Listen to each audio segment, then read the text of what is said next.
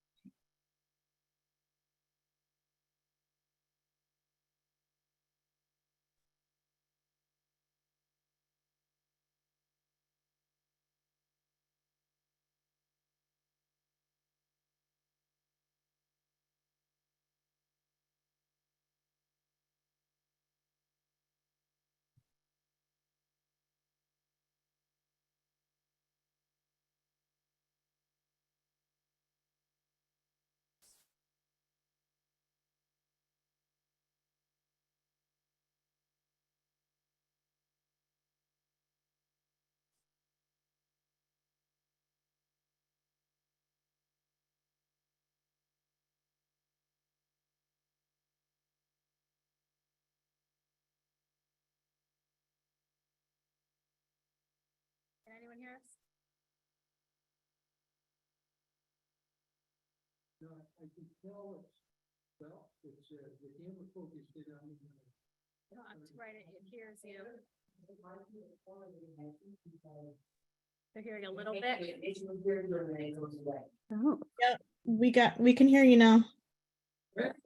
Great job. It's a little low, but we can hear you.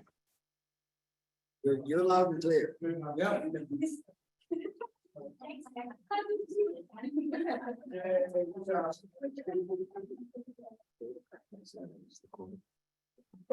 So for those that aren't here virtually, I'm going to go back and start the story from the beginning. The Andover Planning and Zoning Commission will hold a public hearing at 7 p.m. June 7, 2023, to solicit public input regarding an application to the town of Andover for a special permit in accordance with Section 5 of the Andover zoning regulations, so as to construct a community center and parking at the property known as 25 School Road. The proposed project consists of 2,386.25 square foot structure, parking areas, and associated site work. The purpose of the public hearing in January of this year, we amended the zoning regulations to allow a municipal building to be built in the Andover Rural Design District by means of a special permit. The town does not have the right to build a municipal building in the Andover Rural Design District, but can build subject to approval of the Planning and Zoning Commission following a public hearing where we get input from the public concerning any concerns they might have about allowing the project to go forward. The commission is allowed to consider input from the public in making a determination as to whether to approve with conditions, or deny the application. This is different than the Dollar General application where they did have the right to build as long as their application met the regulations of the town. We held a public hearing because there was significant public interest from the town concerning the building of that. And we wanted to have the opportunity to provide questions and answers to the public. The current application for the community center was received by the Planning and Zoning Commission at our May 22nd meeting. Once an application is received by the Planning and Zoning Commission, we're required to act on it. We have 65 days to hold a public hearing, 35 days to conclude the public hearing, and another 65 days to act on the application. We'll start out by having the applicant or his representative review the application with us. Following this, zoning agent Jim Allison will discuss the completeness of the application in compliance with our zoning regulations. Following this, the commission members can ask questions concerning the application. Then we will have public input. When we get to the public comment portion of the hearing, if you wish to provide a comment to the commission, I would ask you to provide your name and address for the record. For those attending in person, please come up to the podium so we have the best chance to ensure those listening remotely can hear what we're saying. If there are many public attendees that we have with you tonight, we'll limit the comments to 2 minutes. If after everyone's had a chance to speak, someone needs more time to comment, we'll go back to them and allow them to have that opportunity. For those attending virtually, please mute yourselves unless you are speaking.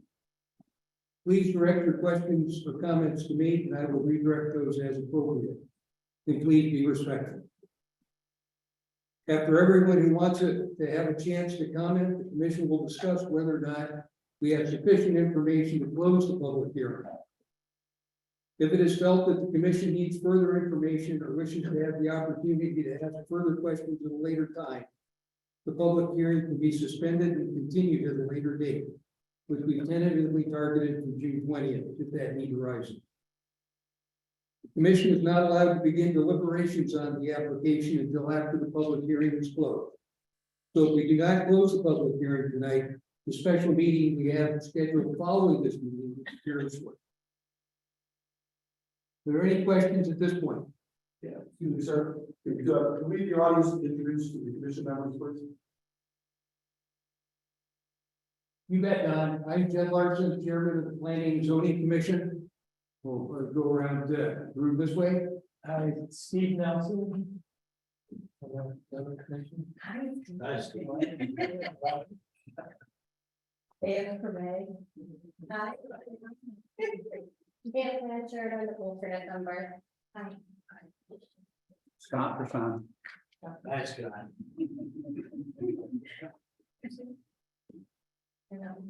Ian, are you online virtually?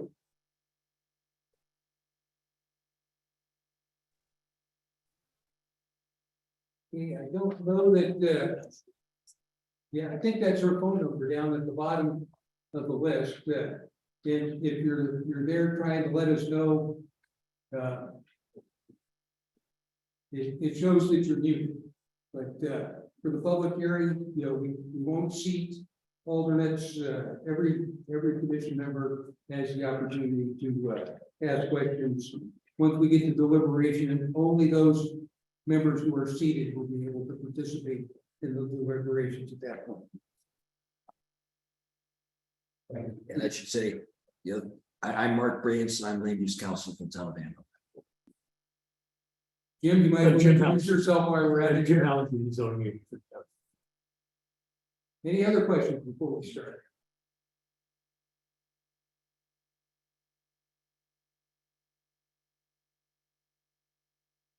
Any from the virtual attendees? Okay, hearing none, at this point, we'll start the review of the application. And Eric, you can lead us off and have whoever assist you if you would desire.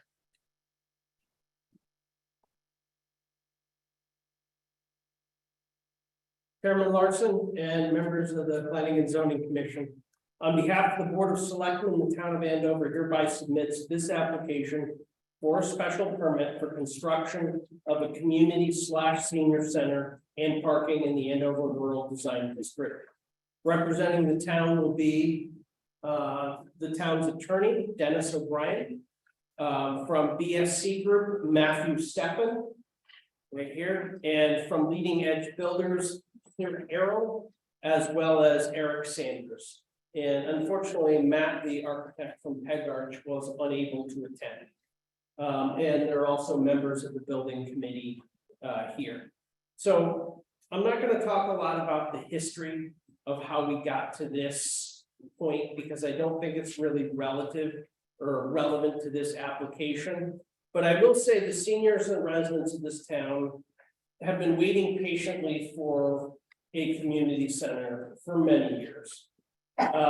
This has already been subject to an 8-24 statutory referral to the Andover Planning and Zoning Commission. It's been found to be consistent with the 2015 Plan of Conservation and Development, as well as the public surveys and conclusions of the Long-Term Planning Commission report issued in 2018. We believe we have prepared a thorough and responsible application for the special permit, and we're happy to answer any questions posed by the zoning commission. On behalf of the town, we thank the commission for its careful consideration of the application. And now I'm going to turn this over to Matt Steppen to walk through the actual mapping.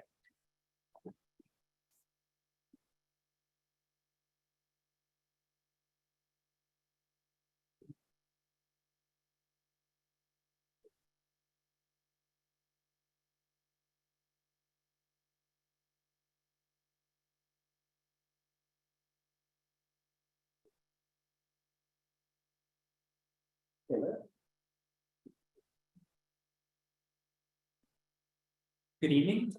For the record, my name is Matt Steffen, professional engineer with the BSC Group in Glastonbury. So I'm just going to walk you through the site plan, and I will be here to answer any engineering related questions afterwards. So let's see. So to orient you to the plan here, north is straight up. You can see School Road is along the bottom to the south. The town hall building, which we're currently, is kind of in the center of the page. Fire department is over to the west, and the elementary school is shown more to the right of the page to the east. So on this map, the only thing I wanted to discuss is We saw out with the stakes in the field, the proposed property line adjustment, so you can see that it's cursor here, you can see that. So that is this line right here that you saw in the field. And as we had discussed, we're gonna be putting the pin will be further related over here. To address the concerns that the gazebo would be inside the side yard. So moving on to the actual site plan. Same orientation as before, more straight up. I can see the town hall building in the corner there. So what we're proposing is the new site drive will come in from the existing parking lot outside. And you can see there's a new traffic circle proposed to allow turnaround and circulation.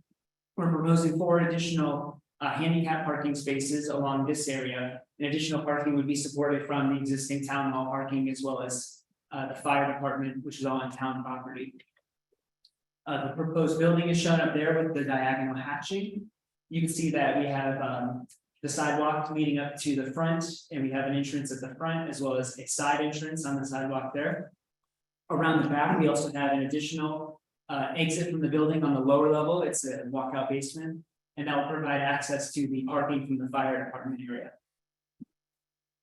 Over here around the town hall on my cursor, this will be a concrete gathering space, so an extra outdoor patio area. And then we're proposing some landscaping as well, so you can see we have some shrubs along that area. We have an evergreen tree proposed in the center of the traffic circle.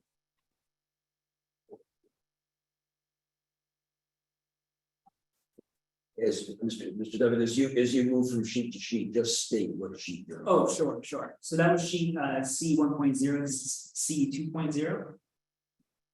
This is the grading and drainage plan. So as part of the proposal, you can see we are adding several new catch basins with sumps. And those will tie into the existing drainage system that currently serves the site, and that will collect all the new runoff from the pavement area. We are also intercepting, there's an existing curtain drain that runs along the back here, so we're going to intercept that, pipe it around the building to continue to maintain it. I will actually progress to the next sheet. Sheet C 3.0. So for the sanitary sewer system serving the building, we are proposing to amend the existing septic system that currently serves the town hall building and the fire department. So you can see up here shown, the site is currently served by 3 rows of leaching galleries. So we are going to add an additional row to add to the capacity of the system, and that will accommodate the flow from the fire station, the town hall, and the proposed community center. And this plan has been reviewed and approved by the local health district. To the next sheet. Sheet C 4.0, erosion control plan. Standard erosion controls are proposed around the site during construction in accordance with the Connecticut State Erosion Guidelines. Silt fence provided along the toe of the slope where the septic will be installed. We are showing several different construction entrances for site access based on coordination with the builders. And we'll have catch basin inserts in filter baskets in all the proposed and existing drainage structures, as well as soil stockpile areas also protected with silt fencing. I will skip this sheet. Sheet 6.0, the site logistics plan. This is just a sketch to depict the proposed construction access during construction. You can see there's 2 means using the construction entrances I mentioned on the previous sheet. And finally, I'll come to the site lighting plan, sheet 7.0. So we are proposing several light poles on the site. You can see here, these are the lumens shown. In order to address some concerns that this parking space was not sufficiently lighted, we are going to propose a second light pole right here on this island in order to light up the site more completely.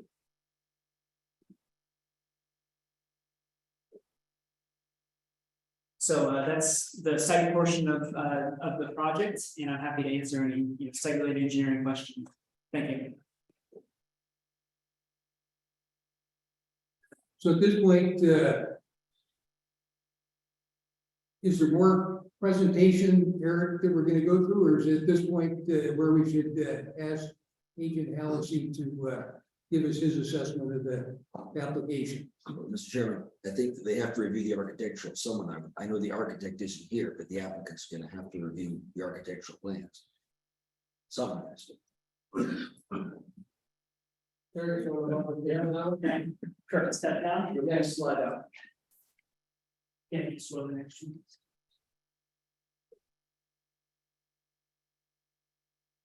Their name again for the record. Yes. So my name is Serge Earl. I work for Leading Edge Construction. I'm the Director of Business Development of the company. I'm here with Eric, our project manager. So in terms of the architectural plan, again, this was prepared by Peg Arch. Wasn't into the town, but essentially the building is a typical rectangular building. To the far left, you've got your foundation plan, which includes an open space with pillars to hold up the structure.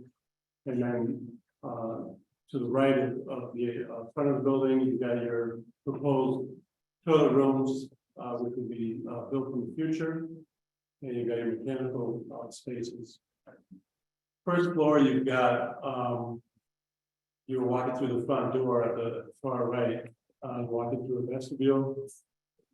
Immediately to the left, you've got your restrooms for the building, which are ADA compliant restrooms. I can't see the labels in the room, but to the south or to the bottom of the sheet, you've got the open multi-purpose room that will be used for multi-purposes, and you've got a smaller room with the double swinging doors for smaller meetings and an office room. And in the far top left-hand corner is a storage room. And as you walk your way back, we've got a planned kitchen, which I believe we're going to be providing the plumbing and electrical for, and will be done at a later date. And then finally, to the far right is a conference room space. But that's essentially the layout of the building, pretty simple. And I don't know if you have any other. Please go ahead, we've got the elevator. It's going to have a kitchen in it. Yeah, but there's a kitchen that's planned, but the equipment will not be installed right away. It's not part of the budget. Okay, so for the information everybody here, I would like to have the applicant be able to get through the application first. And then, we'll go back right up to the start, the first drawing, and we'll take questions from the commission on each of those after Agent Allison talks to us. Then when we get done, we'll ask for the public comments, question like that.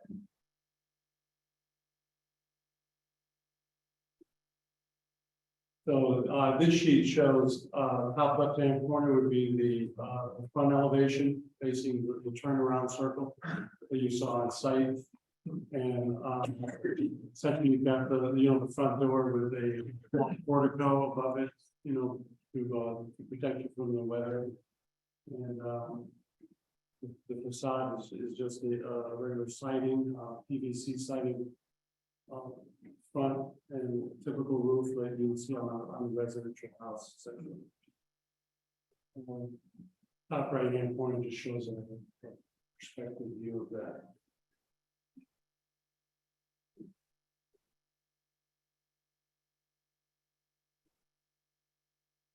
Bottom left. That's gonna go on the tape. That's whoever that is, it's gotta stop.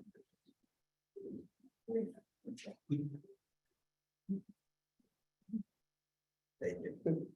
Right. So bottom left hand corner would be the side view. This would be if you were facing, looking out the back window right here. This is the elevation you can see. Essentially, it's a sloped roof. You've got a little bit asymmetrical roof line, shorter and steeper pitch in the rear of the building. Excuse me, and then a longer gradual slope in the front, which was done on purpose because we want to capture as much roof space facing the south orientation for the future solar panels that might be installed in the building. And then this is just the back view of the building, as you can see, it's a two-story view. As was mentioned, it's a walkout basement, which you see the two doors there on either side of the building. And then that's the other side elevation in the bottom left-hand corner.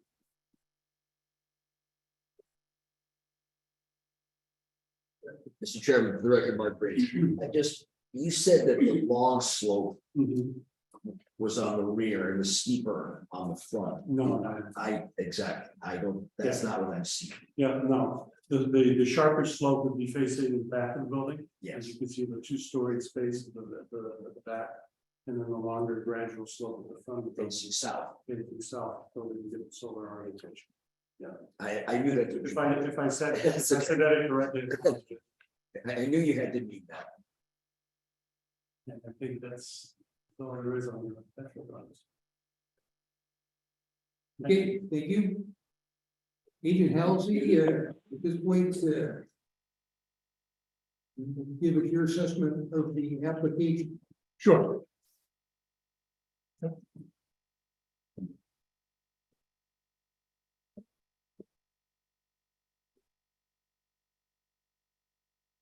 I have worked with the applicant throughout the course of the development of the house shared.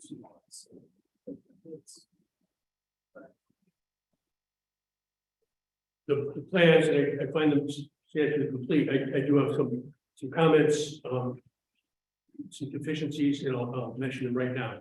I suggested that the parking there should be a table on the plan demonstrating the actual space, parking space. And I have had a conversation with the applicant about that. Certainly be accommodated on the plan, and the one parking space appears to be a little shy of the 9x18 requirement, and that can be addressed as well. Section 4.17 of the regulations of stormwater standards, and they call for innovative solutions and low impact development. Basically, the filtration of stormwater runoff, and suggested that the applicant explore that and then see if they can come up with something that would address that concern, that issue. The lighting plan does not include all the lights, the exterior fixtures, and gentlemen, Eric, I believe, spoke about an additional light on the site to the right of the door. We're looking for the actual demonstration of compliance to showing the number of lumens that are provided. I just was looking for a identified site for the fueling of construction equipment on the site during the course of construction. There's been a lot of discussion about the interior lot line between the school and the town hall. And that would have to be basically redrawn in order to accommodate the side yard setback for the gazebo. There are a couple other minor details, just pickleball court. I'm not opposed to pickleball court. There's not a lot of detail on there, and it's not really part of. Told it's not part of this plan, and I just thought it should best be removed so that there's no confusion in the future as to what was approved. If should this project move to approval. Well location seem to be lacking. Well location is actually there's a shared well next to the firehouse, which provides water. It's a matter of identifying it on a plan. There's another notation on the plan. Area to merge with the Andover Elementary School, which currently is coming out from the issue. And the plans. Some of the pages don't show a second shed out here, and it asks for sort of rear location of the construction entrance leading from the firehouse parking lot. I believe that's not the only concerns that I had. Other than that, I was very happy with the plan as it was submitted. Any questions, I'd be happy to answer them. Okay, thank you. Thank you. At this point, I'd like to Eric, if we could share the screen again, go back to the top drawing and we'll scroll through the different drawings and see what questions the commission might have on each of those as we go through. Okay, I have a question for you, Mr. Chairman. So Mr. Halsey gave us his critique a day or so ago. We do have a revised mapping. We have not shown it yet because it was not given to the commission in the public hearing. Would it be beneficial for you to see that mapping now? Because I think that will answer a lot of the questions Mr. Allison raised. Is this the site map with the lot lines on it? Or- Yes, among other things. We have a revised lighting plan and a revised plan showing the modified lot lines, location of fielding equipment, a possible approach to meet your desire for a low impact development in the rain garden. I think Matt can really address the question regarding parking space. So we're happy to either do that now or later. Or No, that would be great. okay.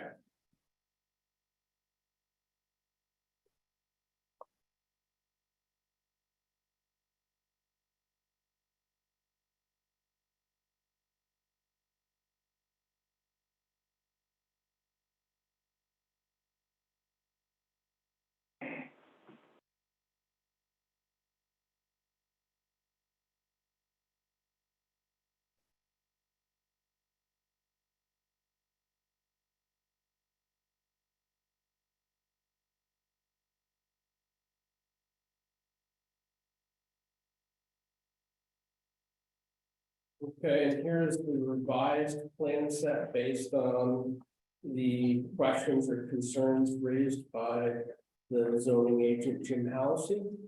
Do you want me to go through them real quick or have Matt go through them real quick? Either one of you, that would be great, and we'll also take questions on each sheet while you have it displayed from the commission. Sure. Okay, so initially, as we talked about with the sight line, this represents the revised line, which ensures that there's a sufficient side yard setback to the gazebo.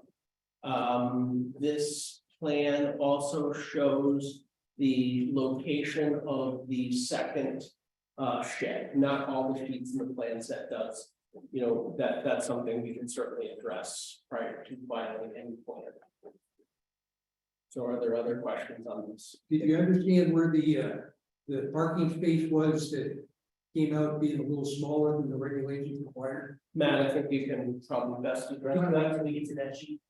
Sure. Do you want to wait until we get to the blown up sheet for that? Okay, that'd be fine, yeah. Okay.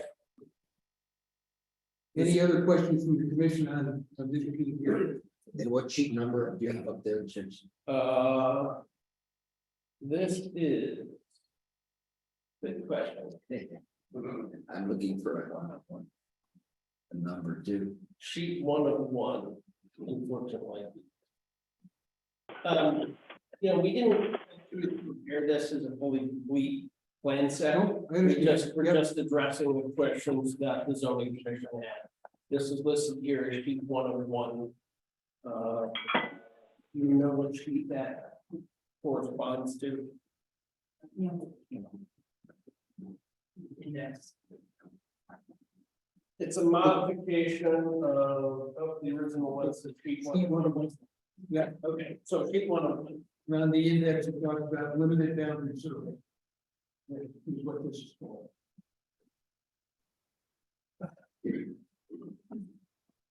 So the and Question, did they take off the part in the back that the area to merge land over elementary school, 1.546 acres? Is that taken off? Pretty sure that's Yeah. taken out of this Okay. plan set. And the pickleball courts are still on the map? Pickleball courts are still on the map, but This is future to the map proposed. yeah. If you scroll in on the detail. It clearly labels them as future pickleball courts. However, if you want it removed from this application entirely, we're happy to do that. We're just trying to save ourselves future engineering costs if we chose to do that in the future. Mr. Chairman, for the record, Mark Grace, if it's shown as future, the commission can certainly, but if it chooses to approve this, can make as a condition that there is no approval for that feature. It is a planning document. Okay, thank you. Any other questions on this particular sheet?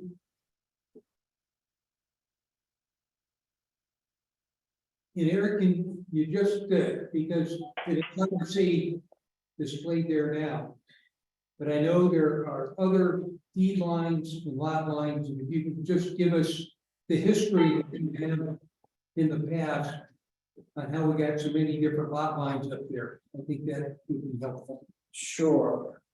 So, as many of you know, like, for instance, you'll see something referred to here as the deed line on the map. In around 1946, one of the prominent figures in the town of Andover, actually, a guy named Percy Cook, deeded to the town for free the land for the Andover Elementary School. And that was this original deeded line. And roughly 2 years later, the school decided they probably needed to expand again, and they didn't have enough land in the original deeded gift. So the town quit claimed the land back to Percy Cook. And then Percy Cook then gave the town this outline as it is today. To the town to expand the area in which the elementary school was. So that is the reason why there's an extra set of deed lines on the plans. Does that answer your question, sir? Yes, it does. Okay. I don't know if there's a better drawing to discuss this, but when I looked, it shows the septic system by the firehouse, the septic system, by town hall, and then you show a proposed new septic system. I didn't see how the septic systems of the firehouse and the town hall connected to the leach fields that we have out there. Okay, you're not referring to a septic system, you're referring to probably a septic tank. Zoom in. Septic tank, yes, yeah.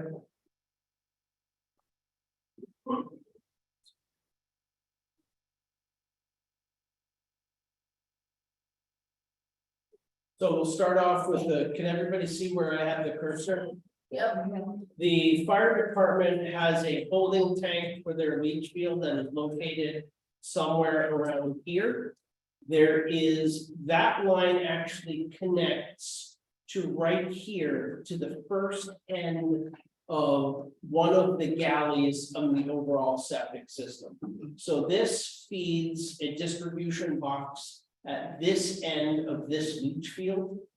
The town's current tank is located right here. This is the holding tank for the town hall. It currently connects in a line that runs around the building. It does not interfere with the building. It goes into an existing distribution box right here. So those lines will continue to be active. Yes, they will. The only thing on that line that will change is the town does propose to change the location of the existing cleanout. There's a cleanout halfway between the tank and the leach field that's located right around here. And that's very close to the corner of the building. So the town will relocate that cleanout so it's in a more convenient spot. The building that's proposed will have an additional septic tank located right here. That will go into the same distribution box right here. There's a second piping connection between here and the second row of galleys that are right there. Right now, there are basically 3 rows of galleys, and to handle the additional load We have proposed a fourth galley. And that has been approved by Eastern Highlands Health District. As being compliant based on the total usage needed for all three buildings. And in the update to the drawing, did we put the existing well that services the three buildings on that, or that?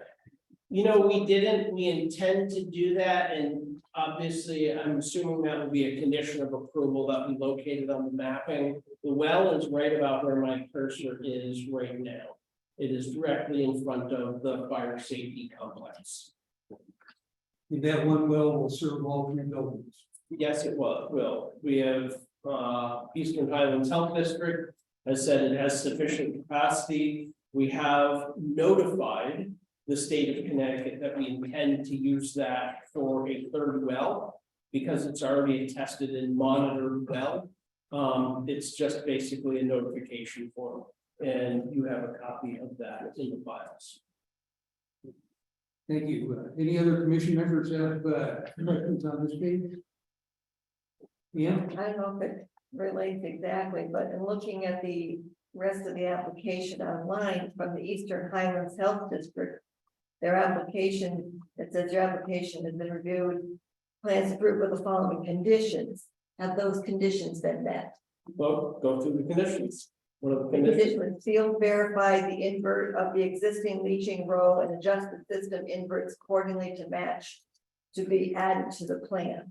right, that will be done at time of construction as part of the construction That's process. part of the construction. Yes. Okay, I thought it had to be on the plan somewhere. Didn't understand it. Thank you. Okay. any other questions from the commission at this point? Okay, Okay, on to the next. This is just basically, I mean, we've all had a chance to read it, we haven't changed the narrative of the grading narrative.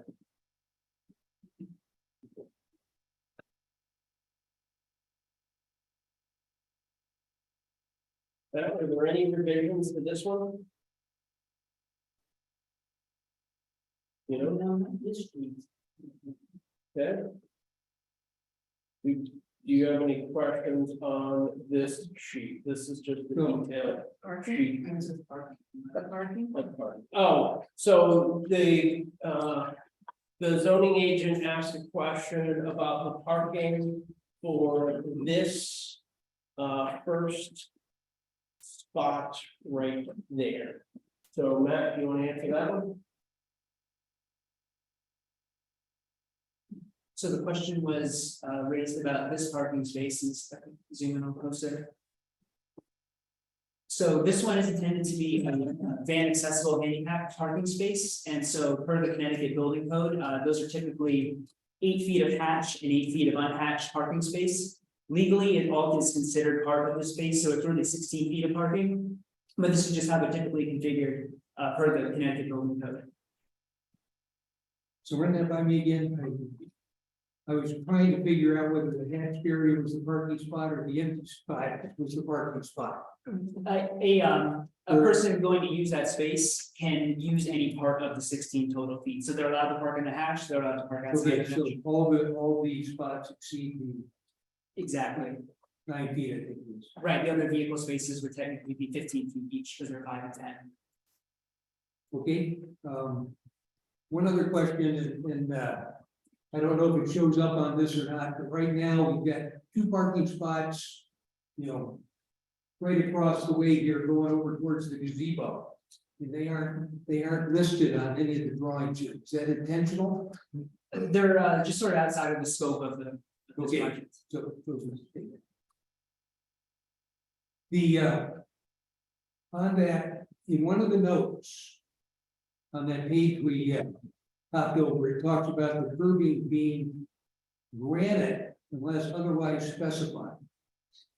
And I see where we've got bituminous concrete for most of it, then we've got this concentric curbing, and I didn't understand what that was. Where did you see granite? It's in the notes, I think on the preceding page where you've got All that stuff there. Probably I can't swear to it that I would put my finger on it. If it is on there, we could remove it from the plan. I don't think we're not proposing any grant improvement. I didn't think, okay, very good, yeah.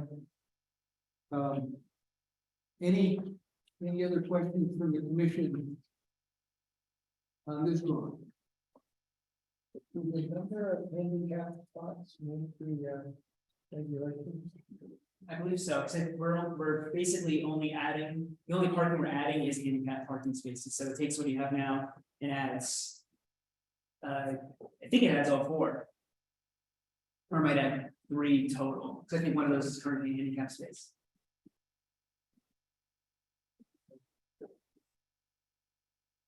In the verbiage to the application, the town requested a variance to the loading zone.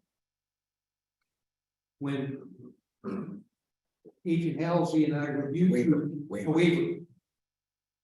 When Agent Halsey and I, and Attorney Grants, looked through the regulations, we concluded that no waiver for that was necessary. I just wanted to make that clear that we weren't authorizing a waiver, don't think it was necessary. And so we're good to go on the description that you had of the loading zone there. Okay, you can scroll down to the next line, that'd be great. Sure. So that was C 1.0, just so you know. Next one is C 1.2. I mean, I'm sorry, 2.0. So on this plan, as Eric had mentioned, we did take a look at the potential for accommodating some LID type features. So you can see up there, there's kind of those areas with like that dotted hatch. There's one just above the building, and there's one over against the curb line for the fire department. So we're calling those biofiltration swales. It's a similar kind of thing to a rain garden, but the idea is that the runoff from the roof would be sent to those, and they're essentially shallow swales that have about a foot or 2 of depth of like sand media to allow for good infiltration. And then the 2 drainage structures that you see sort of located in them. So there's my cursor there and there. We would, instead of being solid grades for manhole covers, we would convert them to like a beehive grade and set it a few inches above the bottom so that it could hold a little bit of water, and then during higher flows, they'll just be able to overflow into the storm system. Was there a calculation done as to the volume of water that would be contained in that with respect to the amount of runoff from the roof? No calculation for this. This is just a concept. Okay, and certainly, what I would like is, I'm not opposed to what you got there. The regulation says that the mitigation measures have to be approved by the town's engineer. Yes, and so I would like him to look into that. There might be some other creative, and innovative kind of way to mitigate it. I'm happy to see that you added what you did there. I would just like, a little collaboration with the town engineer to make sure we're doing it the best way possible. I know one of the thoughts might be that if you mitigate the amount running off from the roof, it doesn't necessarily, in my mind, have to come from the roof. It can come from running off of the site anyplace, just so we're taking action to be good stewards of the environment and capture the rainwater for the groundwater there. And the intent, as I said, was to pick up the roof water, but you can see from the grading, they would pick up additional surface water as well. Any other commission members have questions on this particular sheet? Mr. Chairman, can I make a comment here? So in reference to the commission's concerns that we didn't use LID in the design, we did present an alternative right here, which would incorporate 2 rain gardens, which would address that. But what I would also say to you as a commission is that this causes some serious negatives to the whole concept of this as a senior center. The first, it means if you walk from the upper parking lot down to the lower doors, you're gonna get your feet wet. Because you're gonna have 2 or 3 inches of water there during storm events. And you're still only slightly upgrading of where the leaching field, so you stand a chance of increasing the saturation of the leaching fields. So we attempted to address the commission's concerns that we weren't considering it. But from a site context, I think it's still really a bad idea. I would actually not want us to build this. We will build it if that's what you tell us to build, but I would really prefer not to, because I think that's gonna end up with a product that we as townspeople are not gonna be happy with. I understand your concern that we're essentially dumping everything into the existing stormwater system, and we're not renovating any of it before we get to the wetlands. But I would also say that compared to the total surface area that's draining into our system, we're only increasing it by something like 3%. So if the commission wants us to do this, we're prepared to build this as this is. Or work with the engineer, but I would prefer your indulgence to not put this requirement on.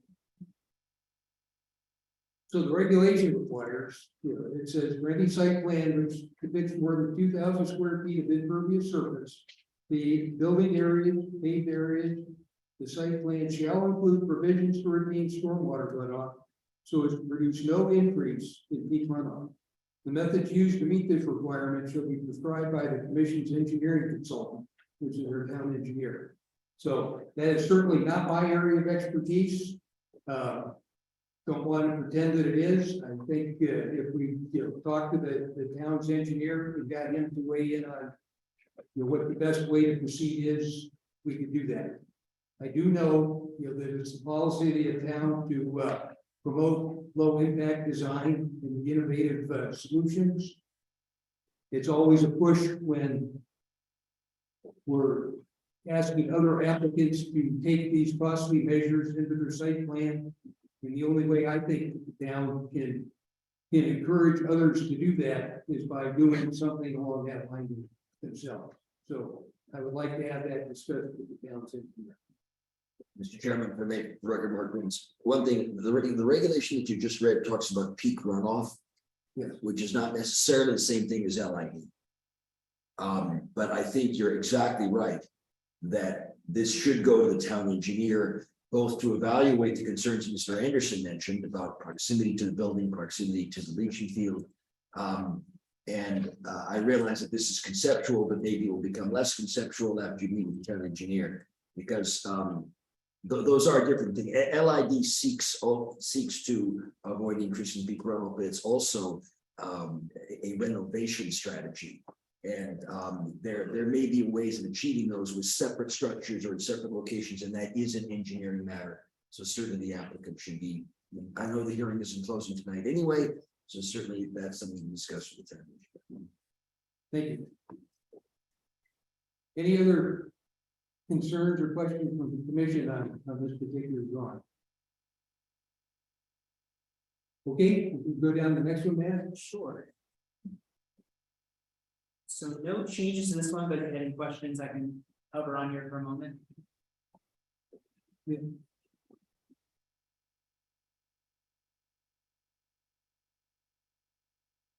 I don't know if it's here or on the last drawing, but when we read through the stormwater management, there's a lot of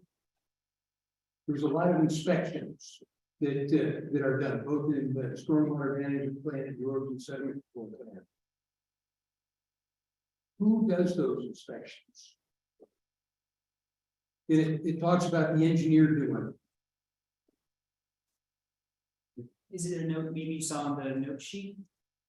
I couldn't find it in there. It's generic. I didn't know, normally Agent Hallisey is involved in a lot of those meetings.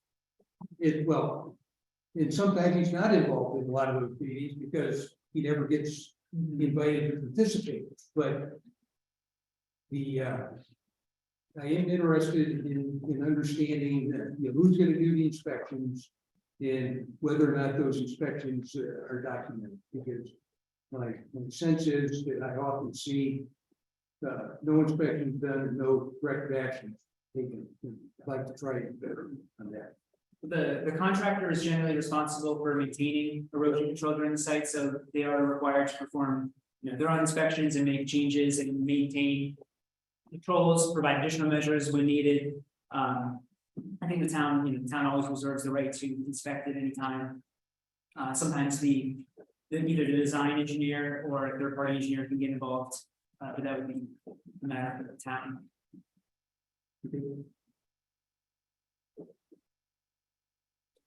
So going to sheet C 4.0 erosion control plan.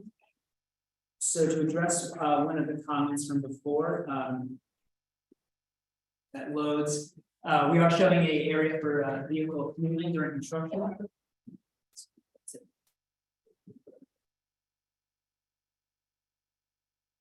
Great.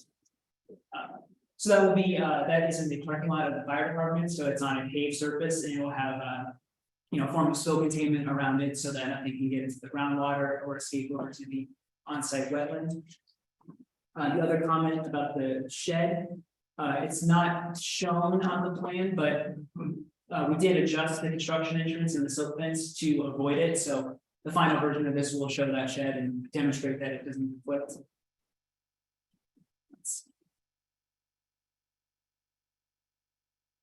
So I believe those are the two comments that I had on this sheet.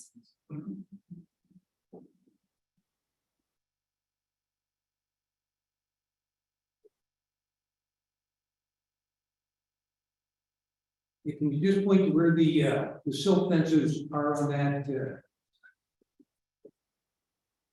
So we have silt fence here, where my cursor is all along the perimeter where the leaching field will be installed. And then we have some additional controls here along where towards the school on this side of the site. As well as a little bit at the toe of this constructed slope here, protecting the fire department. Any other questions from the commission on this sheet? Okay, 4.0. I just hear what you said. And again, it's conceptual, but on sheet C 5.0 here, this is the detail for the bioswale that we were discussing. So you see there's a thickness of topsoil as well as a thickness of sand. So that's designed to allow water to get in and infiltrate into the ground rather than running off directly. okay, I'll ask you a couple of questions on signs at this point.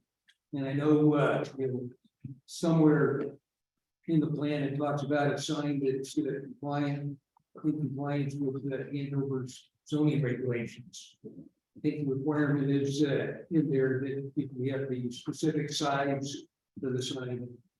Not just concerned about the content, but it is a requirement that we put the size of the sign in there. Now, would we expect to see any construction signs during the construction period? Yes. Okay, and those to be shown, on the plan as well, along with the other size for those.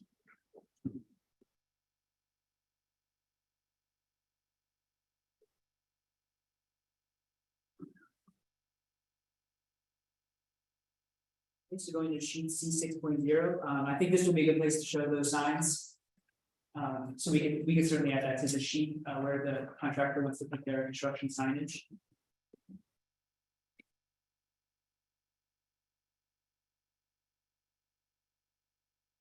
There's no question on this sheet, I can continue. Any questions from the commission on this particular sheet? Okay, go ahead. All right, and then finally on C 7.0. So here is the actual light pole that we had discussed adding as well as the lumens shown. So that's what we're proposing. I know we also discussed maybe adding the lighting for the building, so that's certainly something we could add to the plan. Okay, I know one of Agent Allison's comments, I thought, was to show the light illumination levels at other spots in the parking lot. If there's any chance we'll be able to do that. Yeah, if we show the building lights, we could include the lumens. in, I think the minimum lighting level for the parking area, by our regulations, 0.5 lumen. And so if this is supposed to illuminate, the three handicap spots here, that, it doesn't get there. And so, I was looking for lighting levels that were compliant with the, requirements. Okay. Any other questions from the commission on the lighting plan?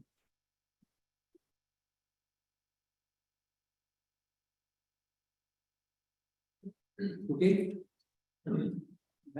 And for the record, those parking spaces, the handicap parking spaces that are shown there, those are the parking spaces that are right there along the building that are currently illuminated by the standard. So the location of them is not changing, nor is the lighting for them changing. Understand, I just, with, as a senior, my eyes aren't as good as they used to be. When we're building a senior center, community center here, want to make sure that for the safety of the folks, we have good lighting. Correct. Thanks.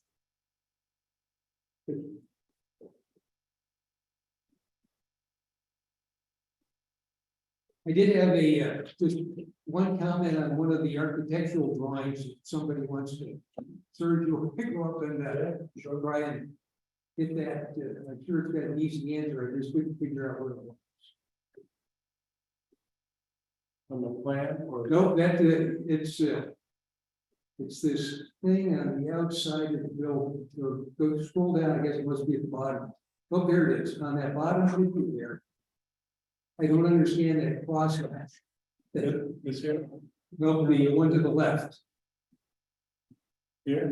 Yes, I think that was in the vicinity of the retaining wall or something, but I just, Well, this is showing the retaining wall and cross section view. But this unit here is where the Those are The mid- ductile split AC units. mini splits were gonna be mounted to the building. so plain, so the ground level at the top of this, where it gets to the building. Is gonna be level with the bottom of that door, I guess that's what that's going to be. Yes, Okay, got it. yeah, this is level and this retaining wall comes up and then. Okay, no, understand that, thank you. Yep. Any other questions from the commission on that? Steve? I have a question, sir. You mentioned, briefing that the siding would be PVC siding. We were talking about how different low impact design opportunities here for the building and the site. As the applicant looked at alternates to PVC siding that would be more low impact. What would be lower impact in your mind? Either case, I don't know. Either case? Okay, I mean, in truth, we have an alternate that we're looking at that is partial brick facade. Okay. We don't have the money for brick. We eliminated it for cost reasons. Flat out.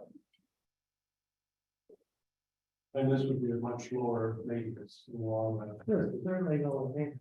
Yeah, so that's a consideration that has to be made by the town, honestly. It's- Most green building programs don't consider PVC to green building plan. The town's not in any way claiming that this building is a green building. Okay, any other questions at all? This is a point by the commission.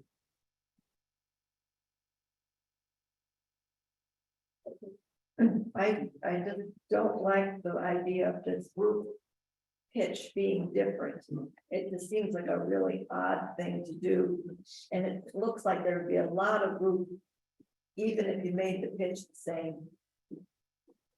Instead of a 10 on the back and a 6 on the front, do the whole thing in 8 back on the top. And may I address that? Yeah. So do you find it odd in this building? Because it matches the roof line of this building. Have you ever noticed that this building is multi-pitch? And not Yeah, I've symmetrical? noticed it on the inside, yeah. Right. And it So- seems odd. So that part of the reason this was done was to match the existing buildings we had in town. But it also gives us the ability to maximize both the angle and the surface area for potential solar, roof mounted solar PV system in the building. So that was the reason why it was done. We looked at multiple, I mean, in truth, if it was solely my choice. I would have built a shed roof. And I would have had a monoplane shed roof and really maxed solar. But I got overridden by the building committee who thought my opinions. So this was between those two of them. I understand that it matches this, but I don't understand why this was built this way either, because the front half of the building doesn't have this shaped roof. So Correct. it seems strange to have this back here. I wouldn't try to match it again. That's personal. That's all. Okay, at this point, we'll move on to the public comment for the evening, and similar to what we did in January, I'd like to start by inviting Mary Permay to the head of the Board of Education to comment. The Board of Education, we give permission to our superintendent to speak on our behalf. Your. Okay,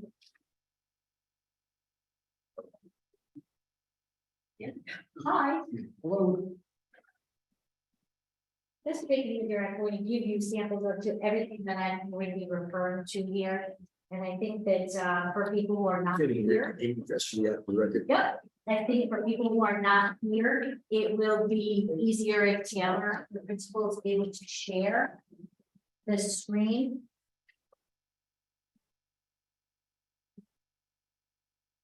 Somebody's passing them around for people who are here. I know most of you, I'm Valerie Bruno, I'm the superintendent next door. I'm not used to these meetings, so it's a little overwhelming for me. I'm not used to them either. It's a little overwhelming and large. Actually, in case I cough, I may actually get my beverage here so that we don't have this smoke out there. It's doing a lot of allergies. I know. So what the intent is to share our perspective. So that when a decision's made, hopefully, we can impact that by, this packet, making sure that, we speak to the things that are concerns. First and foremost, it is a thick packet, but this is our perspective of kind of what's been going on. We definitely are in favor of this senior center, this community center. We've kind of said that from the beginning. I think it's a great idea, but as the superintendent and Board of Education, and if I use the word we, I will be using that, you know, to speak of the Board of Education, myself and the school community. So I'm not on the Board of Ed, but when I say we, it's the educational community that I'll be referring to. My job as the superintendent is to look out for the impact that this would have on the children, on the school.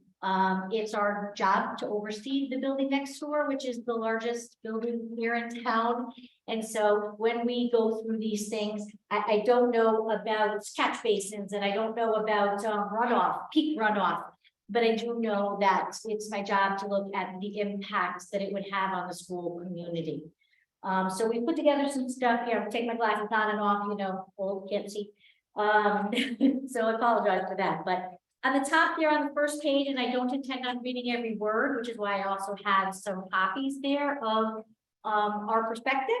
So the top there has 5 things that we would wish to emphasize to the PNC here. What we wish to emphasize is first and foremost, what we are looking at from our perspective here as it pertains to this project is about being good neighbors. There's a project, and any project that you do in your home, any project we do here, it's about communication between neighbors, and we're a very large neighbor right here next door. And so the impacts that this would have on the school is very important to us. And making sure that we can make sure that this happens with some collaboration and communication so that that impact is number one, lessened, and number two, able to be explained. Because just as Eric and everyone here has to explain this to you guys, we have to explain it to our educational community when the project begins and be able to answer questions.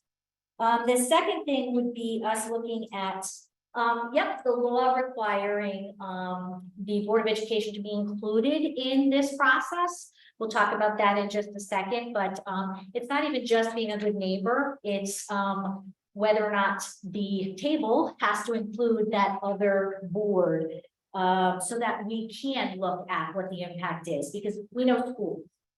The third thing there on the top in terms of emphasis would be the fact that the site has continued to change.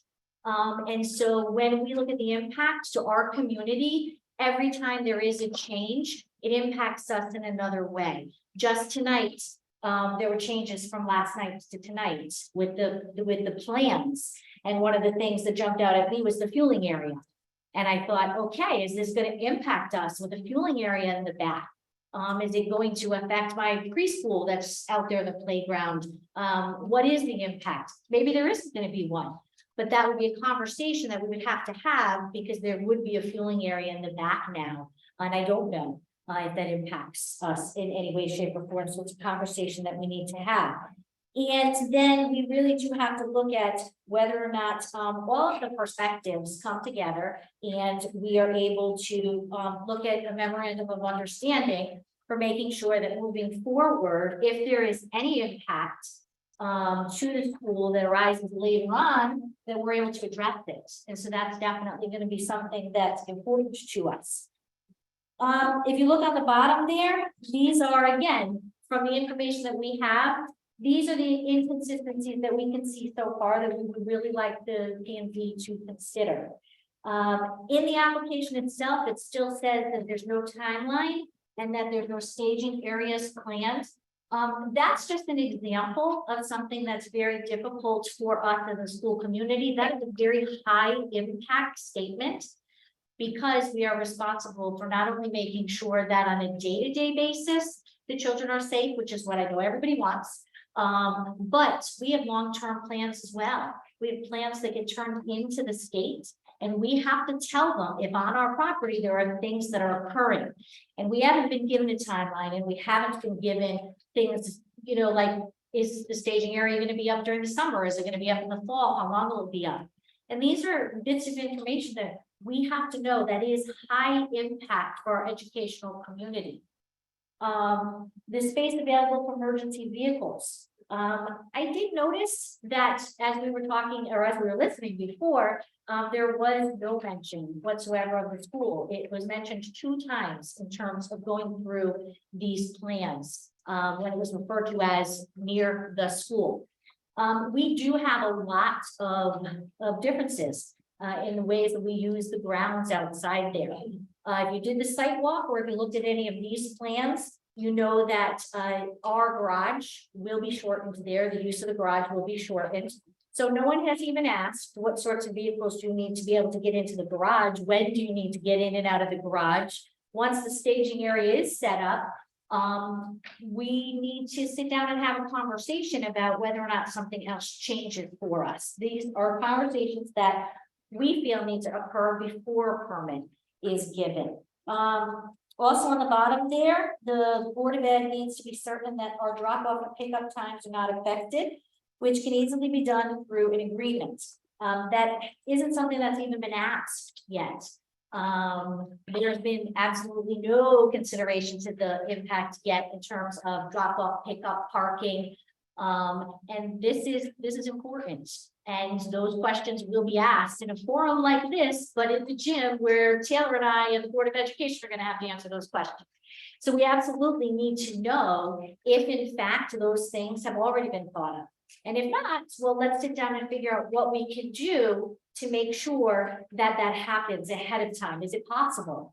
If it's possible, then we'll do it. Maybe the plan might have to be altered in some way, or maybe it can just be part of an agreement. I am concerned about the information that is in there. I'm on number 5 now on page 2. I am concerned about the information that's in there about parking, because the school community has a very different schedule from town hall. We have very different parking schedule, very different needs and uses of our own parking lot. And because of that, I understand that data had to be collected, but I'll show you when we get into the packet here that the data is just not enough data for you to make a decision because it isn't accurate. So we will look at that. So these are the reasons why we do feel that it's a little premature at this point for us to say, everything's ready, let's move forward. We want to do it, we want to do it right. And so we need to make sure that although everything seems to be considered in the plans for the inside and the outside of the building nicely, we need to look at impact. So again, I won't go through everything, but on page 3, there is chronology. And I put the chronology in here for a reason. I know that this dates back to 2019. And I know that that's a sore spot because a lot of people have said, well, 2019, we asked in the interim to be able to use the inside of the school. And ultimately we were told no. And if I was the superintendent, that wouldn't have happened. I don't see a reason why that needed to happen where they were not allowed to use the inside of the school. But even at that time, questions and concerns arose and a memorandum of understanding was the outcome of that because there were concerns that not everybody considered. So if you go through here, you'll see on page 4, at the very beginning, the drawing that we were given was this original drawing that showed that in 2019 and 2020 and even into 21, because the bottom of this Yantic River map says 6/10/21. And at that time, we knew that there was very limited impact negatively to the school. This is a great idea. We thought this is wonderful. The community and the seniors are finally going to get this senior center thanks in part to some of the ARPA money. And so this was something that we supported a great deal. And there were only a couple of concerns from the educational point of view, from the neighbor point of view that I had. It didn't seem that it was going to have any negative impact in terms of parking or things like that. My worry at that time had a little bit more to do with during construction, was there going to be vandals that came aboard? Was there going to be during construction? Were we going to have to worry about things in the lot itself that were unmanned, equipment and things like that? That was it. It was not something that was a heavy impact with that original drawing. Move ahead. And again, I will save you from all of the things that are in here, but I know everybody loves some light reading. Move ahead to page 6 to the second rendering. And when we see this second rendering, this is in March of 2022, and this one here was a little bit more concerning, not that the center was being built, but that there was a significant change from the first center to the second rendering. It turned it on its side, the building. It was directly behind this community center, this community room here, and then it was going to move over. And so that was really where, as an educational community, we said, now does the impact change? And in looking at it, we saw this wonderful turnabout here. And we said, okay, that could probably work, but we're definitely going to have a conversation because there is a possibility then that either we would be in the way with that driveway there that goes to our gym storage, or they would be in the way of our driveway. And so we did start to take note then about maybe this project was, morphing into something that would have a little bit more high impact. And so that is something that we looked at.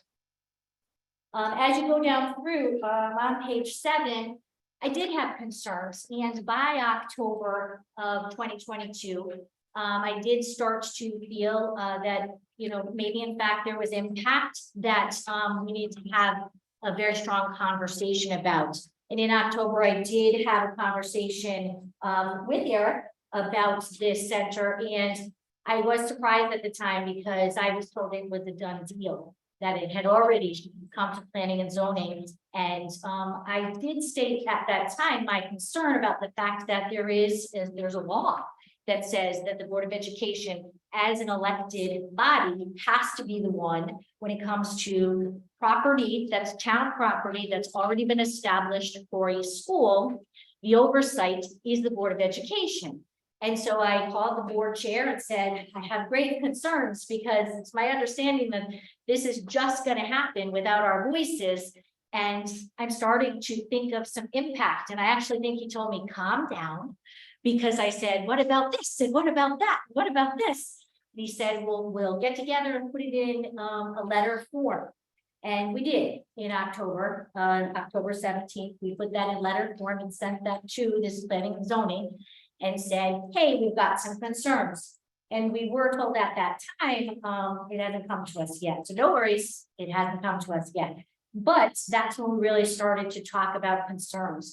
And my biggest concern was the fact that the school environment is very different. There's a big book on school law. There are guidelines for early childhood for the Office of Early Childhood for preschool. There are things that we do know that aren't catch basins, that aren't anything that, I don't know about. And so we did try to open that line of communication and say, can we talk about this? We called CABE, which is the Connecticut Association of Boards of Ed, and said, can we have some free guidance on this? Or, what do we do? How do we have a conversation? And they said, well, it is the law. So just simply state that, and everybody can come to the table and collaborate. And that didn't work. The conversation, unfortunately, didn't happen. So we do have Shipman and Goodwin as our attorneys. So I did call our attorney and say, okay, now what? We went that route, and now what do we do? And they said, our attorney said, not a problem. We'll put it in writing. We'll just remind them that there is this policy, there is this law, there is Connecticut general statute that says they have to invite you to the table. So no worries, you'll all come to the table, you'll have a conversation, you'll talk about the impact to the school building and to the school, and everything will be fine. And that's where we were in October. And I know that shortly thereafter, in January, PEGARC was awarded this contract. And so again, as you can imagine, I got a little nervous, as did the board. There had been some back and forth between our attorneys. We did have a meeting in November, and during that meeting, both of our attorneys were there. And during that meeting, we did talk about, hey, let's decide whether or not we can collaborate on this.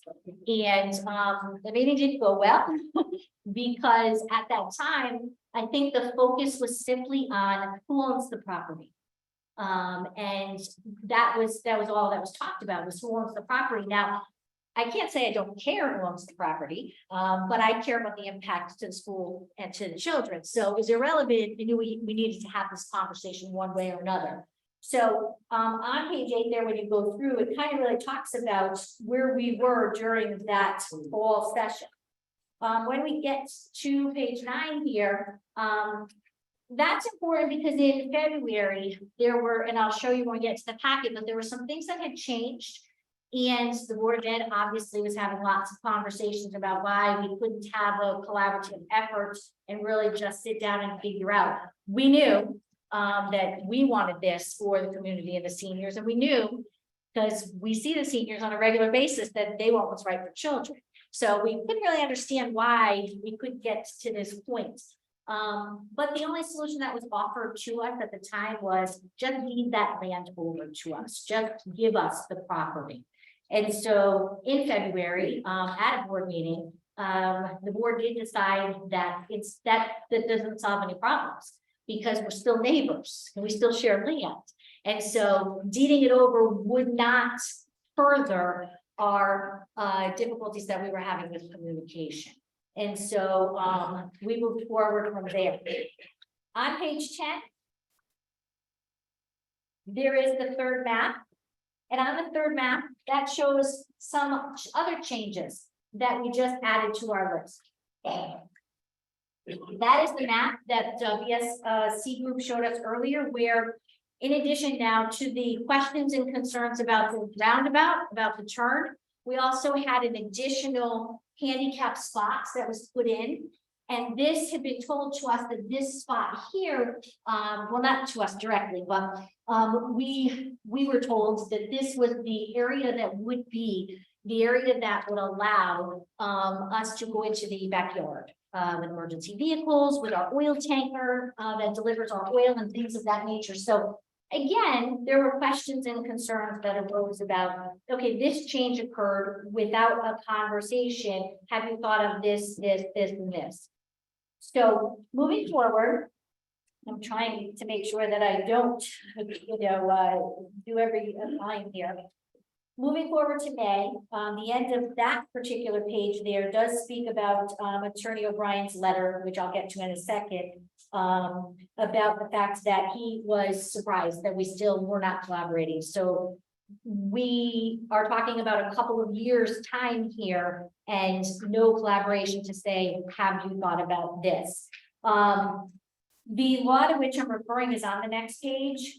And again, I don't want anybody to think that this is about, we don't want our property used, the school's property. Because you all know that if you looked at the survey that BSC Group did, and if you took the sidewalk outside, you know that it's common knowledge that the gazebo land there is technically school property. It's common knowledge that where the buses park for the seniors, that's on school property. It's common. I mean, we know this. It's never been an issue because when we consider whether or not having those vehicles parked there is a high impact to the school community, it's not. It doesn't change anything for us. Whether or not having senior luncheons outside are an impact to the school, it's not. And so these are never things that we've had to come to the table and have a conversation about because they weren't high impact to us. But the law here states, for anyone who still wonders whether or not that is in fact the law, it says each town shall, through the Board of Education, maintain control. And then it goes on to finish it. And I can tell you, and I included this page because just under it, it reminds people that in 1949, it says Public Act 1949, it says right there, they added the phrase through the Board of Education to clarify how control of public schools is maintained. They did this in 1949 on purpose because they wanted to make sure that in fact, no town at all, this is not an Andover thing, could chop up the school's property, could go and move a school to another location, could make sure that they just closed the school because someone found oil underneath and wanted the land. This was to protect schools. This act was to protect schools, but at the same time to make sure that the town still has control over it. It's just through your other board. It's not through your Board of Selectmen. It's not through your Board of Finance. It's through your Board of Education, which is one of your elected bodies. And so that is why this exists. It's to make sure that there are people that are solely looking out for the school community. So that is why that's there. If you look at the map that's on the next page, this is, and you've seen them, but I'm an educator, so I do like to color things. If you look at the next one, is that the right one, Ted? It's not the next one. Oh, your next one then? Okay. If you look at the next one there, we're going in order. See that? I will auto organize there. That used to be. This was the original one, made bigger to show you, and it's in your packet to show you that, in fact, the reason why we wouldn't have had major concerns there is because you can see on that picture, there's very little impact to us. So we would not have had a reason to say, we've got some concerns here. Very little impact at all to us. If you move to the next one, thank you, Mr. Branson, sorry, that was the wrong one.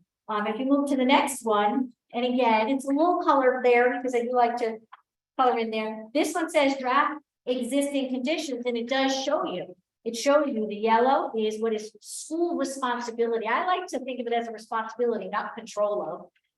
It's the Board of Education's responsibility to oversee this particular piece of land. And then the brown is, or the orange is, yep.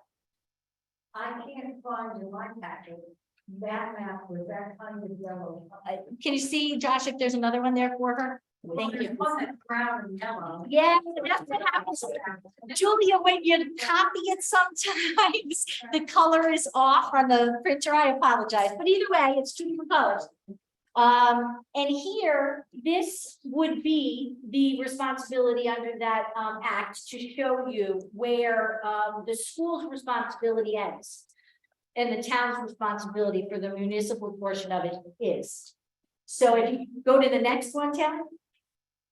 I tried here to show them to you top to bottom, because I admit, when I looked at them, I'd have to flip back and forth to see what the difference was. This is the second and the third rendering on your page in there. And I'm showing this to you for a reason, because I want to show you that from the top map to the bottom map, in a matter of a year, the reason why our concerns increased significantly. The top one does not have the handicapped spot that I'm going to talk about. The top one does not have a loss of that little foot of land there, that I call it a foot, the little boot that hangs out from the grass outside of the gym there. Those were all intact. And when they were intact with the first one, I didn't worry so much about parent drop off, parent pickup, a change of traffic flow. My only concern with that top one is, you notice there is that they originally had 2 parking spots on the tail end outside the gym there, if you notice in that top one. I did worry about that, because if there were cars parked there and our parents were coming out, those cars wouldn't be able to get out. So it would be an impact to the center here.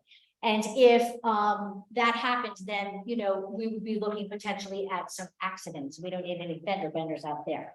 So that's why I showed you those two. Now, I do know a couple of people have asked me about minutes in meetings. I put a couple in here that I wanted to refer to. This first one, Thursday, August 13, 2020. This is when the proposed site was still behind the current community center.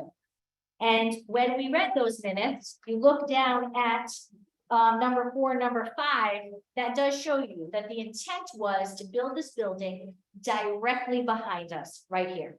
And so again, this is just to emphasize no impact to us or low impact to us. This would be why we wouldn't have said anything at that time. If I could give you 5 minutes warning Okay, at this point. as I mentioned, we were very much in favor of it, but I had one concern. My concern on the next page with the minutes from Kathy Palazzi's meeting on May 13th was that I was concerned about security.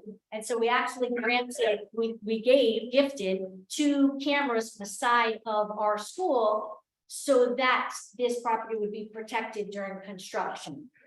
If you go through, these are just kind of progress reports of where we were. Bless you. Bless you. Bless you. Thank you. And where the changes were to be made. If you move ahead to the next map that said March of 2022, that shows you a little bit more about what our concerns were. The septic tank at that time, if you notice, was still located on the other side, the new septic. So I didn't even have a concern about whether or not that would in fact impact us, because it was still scheduled to be over here. In May of 2022, they began talking about a third iteration, a third alteration. But when they were talking about that third alteration, again, it did not include some of the things that are on there now. I've included the letter that Chairperson Creme sent to you. The next 2 maps, one is draft proposed condition. This will show you the impact on that piece of property in question that the town would respectfully ask us to deed them. However, if you look at the next page, that map, this is why we didn't think that was a solution. Because if you look at that map, it's irrelevant who controls that property, bless you. Who controls that piece of property? We now then, if we gave it to the town and said, sure, go ahead, we'll change the plot line. we now have to ask permission to use the parking there. We now have to ask permission for that land. And so either way, we have to have a conversation and a memorandum of understanding, whether it's school or town, we still need to sit down with each other and figure out whether or not we have planned for one another. I did include the letter that our attorney received from Mr. O'Brien, Attorney O'Brien, because he said multiple times in here, there's a need to collaborate. I thought you were collaborating. I thought you were meeting. He says the town does not dispute the fact that the school does own that property. Is this still how you guys feel? I also included the letter from February 28th from Jessica Ritter, who is Shipman and Goodwin for us. And in there, we kept reiterating, we want this, we want to collaborate. We're just not there yet, because we need to make sure that there are some things, some assurances that happen, and you need to be able to see it from the perspective of the school. The next one is the May 22nd letter from Dennis O'Brien. Again, in there multiple times, he talks about the need to collaborate, and that he thought that in fact there was a collaboration. He does not think at that point that it is important that we look at under the town shall under the Board of Ed, but I'm going to move to one thing since I know we've only got 3 minutes left here, and that is the parking, which is the biggest concern for us. So please look at this map. This is the only data source that you're given from the town administrator to consider when they say in their application, don't worry, parking's fine. It says right there in the middle, it says that we did a Monday morning 10 a.m. survey, and this is the result of it. This is a very old aerial view. And I circled some things on there because we've had a lot of changes just on the map there. This is not accurate. And I asked the P&Z to have us do that data collection over again, because this one, you can see there are no gardens on here. There are no senior transportation vehicles. There's no staff parking in here.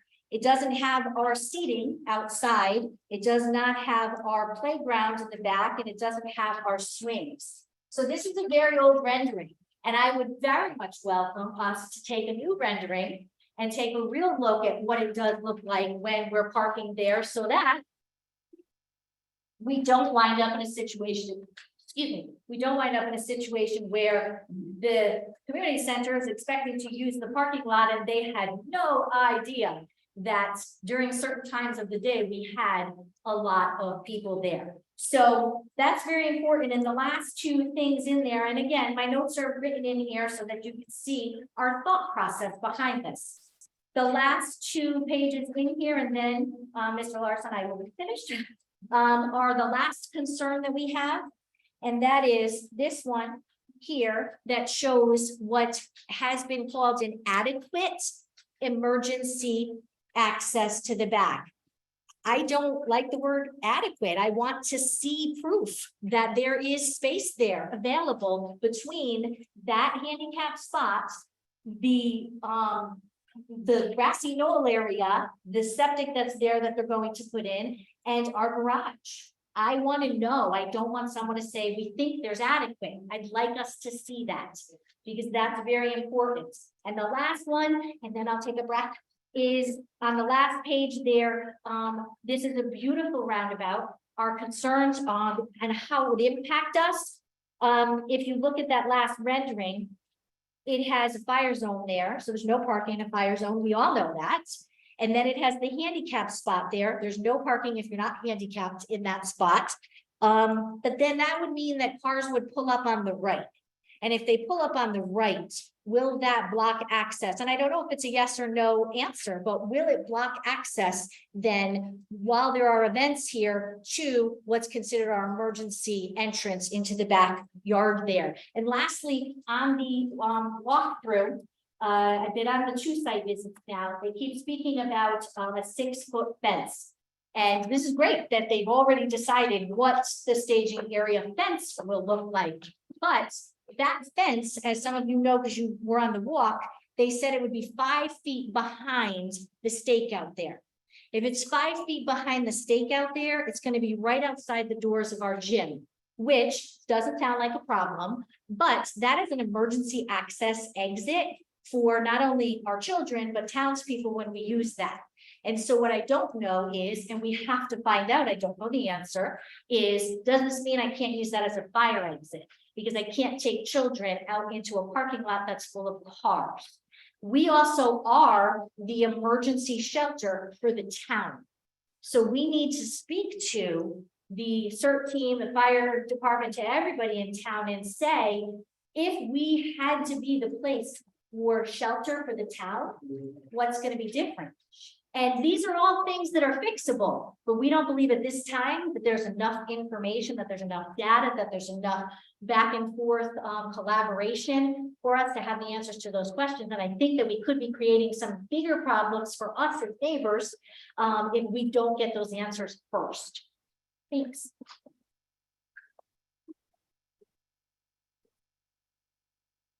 Mr. Chairman, wait, Dr. Bernal, question for you? Sure. I will set this down. Sure, it's all right. I should have spoken sooner, my apologies. That's okay.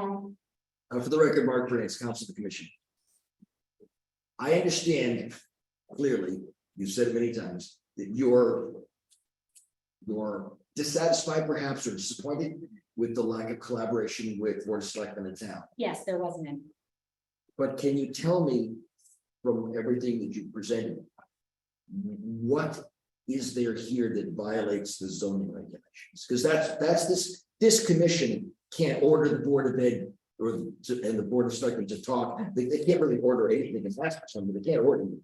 They can only apply the zoning regulations. So what regulation do you feel is not being complied? So I'm not a zoning person, but this law, the Connecticut General Statute says that it's done through the Board of Education when it involves of the school's property. So the zoning may not be a factor, but the applicant then is. You have to make sure that if in fact the school Board of Education is the person that should be making the decisions on that piece of property, then yeah, they have to be considered. Yeah, and that's an issue that I understand you have with the Board of Selectmen.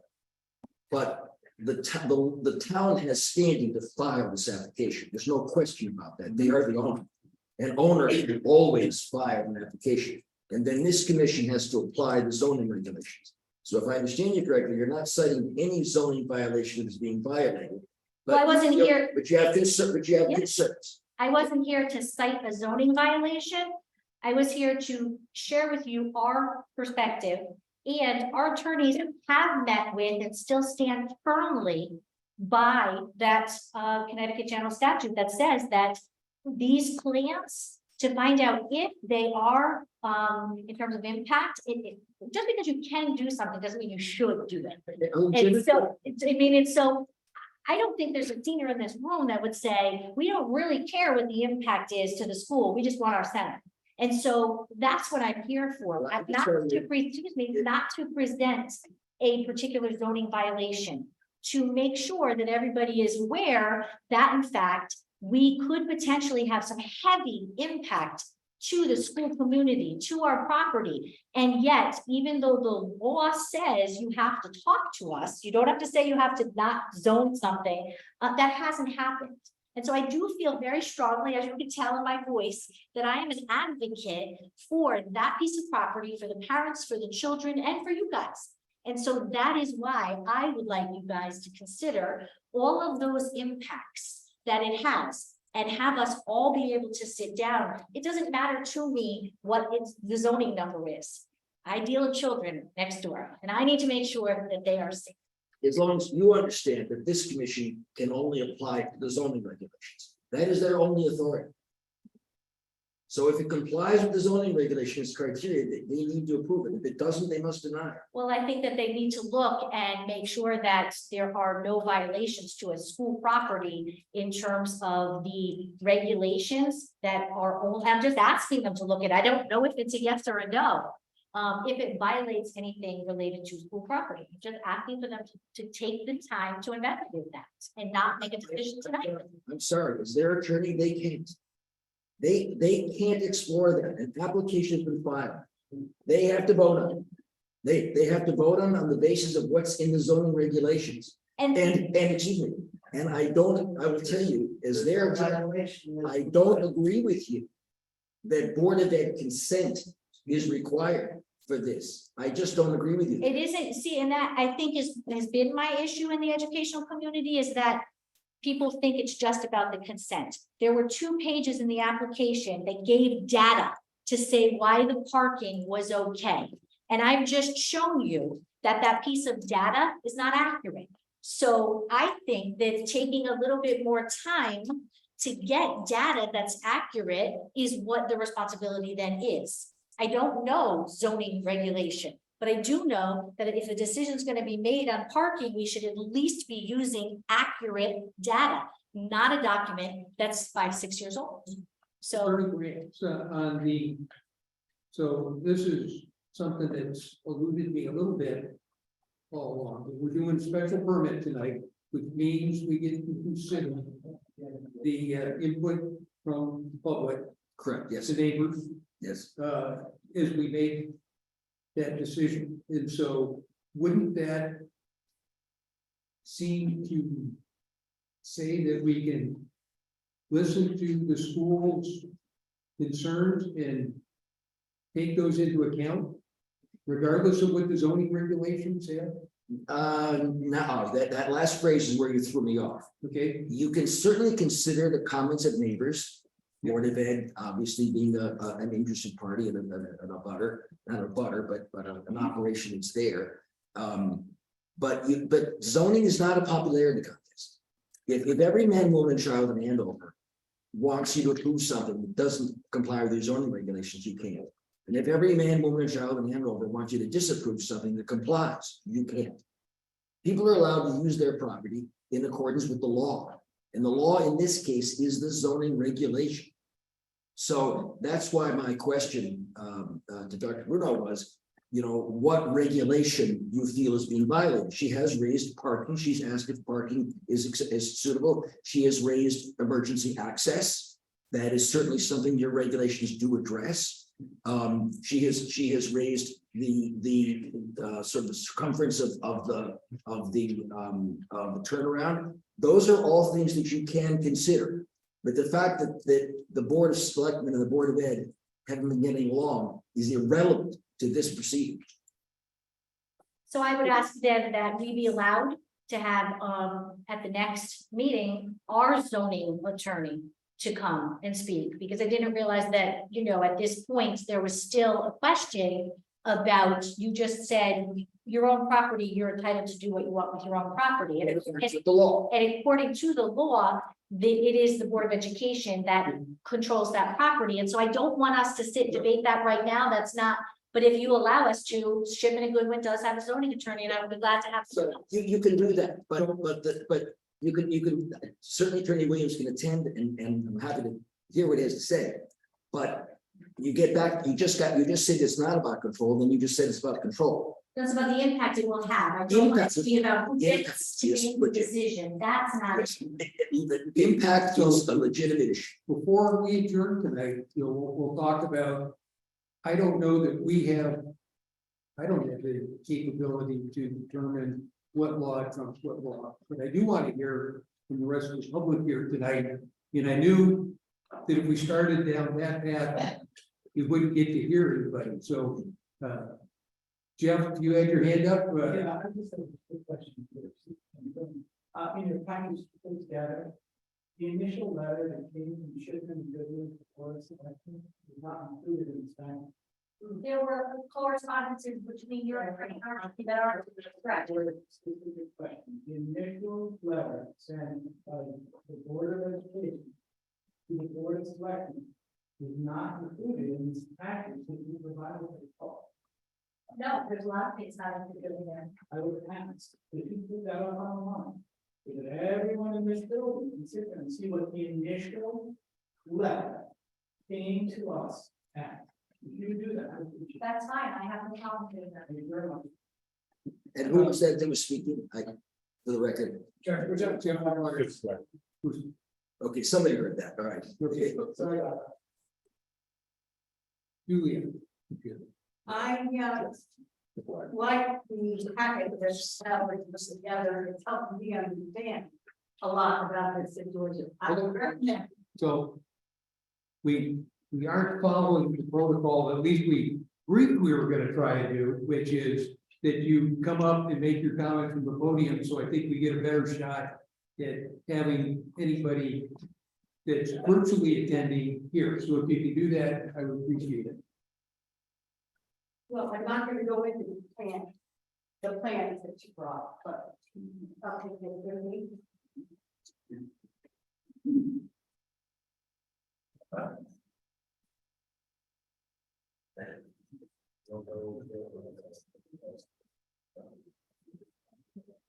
I'm Julie Hatter, I live on Long Hill Road in Andover. And I would like to, as a member of the audience tonight, hearing what's transpired. That the planning and zoning commission keep this hearing open, because you legally have the right to do that for another meeting.